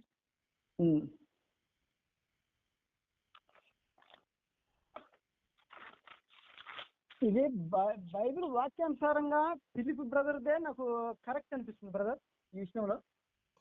ఎందుకంటే బైబిల్ అర్థం కావాలంటే పరిశుద్ధాత్మ దేవుని సహాయం కావాలి మొట్టమొదటిసారిగా. మనకు లోకల్ నాలెడ్జ్తో పట్టేది, కానీ బైబిల్ అర్థం కావాలంటే పరిశుద్ధాత్మ సహాయం ద్వారానే మనం బైబిల్ అర్థం చేసుకోవచ్చు నాకు అనిపిస్తుంది. కానీ ప్రజలకు మట్టుకు ఇది డిబేట్ ఇచ్చిపెడుతున్నా, వాళ్ళు ఎలా జడ్జిమెంట్ ఇస్తే అదే మనం తీసుకున్నాం. అది నా చివరి మాట. ఇంకోటి చెప్తా కదా, అది ఇంకోటి మార్క్స్ కొడుతున్నాడు కదా, నన్ను సత్పురుషుడు అని ఆయన అన్నాడు. ఏమంటే ఆయన బయలుదేరి మార్గంలో పోచుండగా ఒక్కడు పరిగెత్తుకుంటూ ఆయన దగ్గర మోకాళ్ళని సద్బుకుడా నిత్య జీవనకు వారసుడు నేనేం చేయాలని చెప్పినప్పుడు యేసు నన్ను సత్పురుషుడు అని ఎలా చెప్తున్నావని అన్నాడు. అంటే ఆయన అన్నాడు కానీ మరి ఎవరు సత్పురుడు అన్నప్పుడు ఇవన్నీ చెప్తూ వస్తారు. ఇండైరెక్ట్ గా ఆయన గురించి చెప్పిన మాటలు. ఓకే మీ ఒపీనియన్ ఇగో బ్రదర్, ఒకరిని తక్కువ చేసినట్టు కాదు, ఒకరిని ఎక్కువ చేసినట్టు కాదు. మీ అభిప్రాయం మీరు చెప్పొచ్చు. ప్రజల అభిప్రాయం ప్రజలు ఉంటది, వినే వాళ్ళు కామెంట్ చేసే వాళ్ళు కామెంట్ చేస్తారు. సో నీ ఒపీనియన్ నువ్వు చెప్పొచ్చు, అందులో తప్పేం లేదు. నేను చెప్పేశాను, నీ ఒపీనియన్ చెప్పొచ్చు, దాని తప్పేం లేదు. అది నా ఒపీనియన్ అంతా చెప్పండి. నేను చెప్పాను ఆల్రెడీ చెప్పాను బ్రదరు. సరే మరి ఇంతటితో ఈ కార్యక్రమం క్లోజ్ చేద్దాం బ్రదరు. అబ్దుల్ బ్రదరు. బ్రదర్ మీకు నా హృదయపూర్వక షాలోమ్ అండి ఫిలిప్ గారు. బ్రదర్ ప్రతాప్ గారికి నా హృదయపూర్వక షాలోమ్ అండి. చర్చ చక్కగా అందరూ మనం ముగ్గురం కూడా చాలా చక్కగా చేసాం. దాన్ని బట్టి మీకు ధన్యవాదాలు తెలియజేస్తున్నాను. ఓకే మిత్రమా, దేవుని చిత్తం అయితే మరలా మనం కలుద్దాం. Okay okay brother.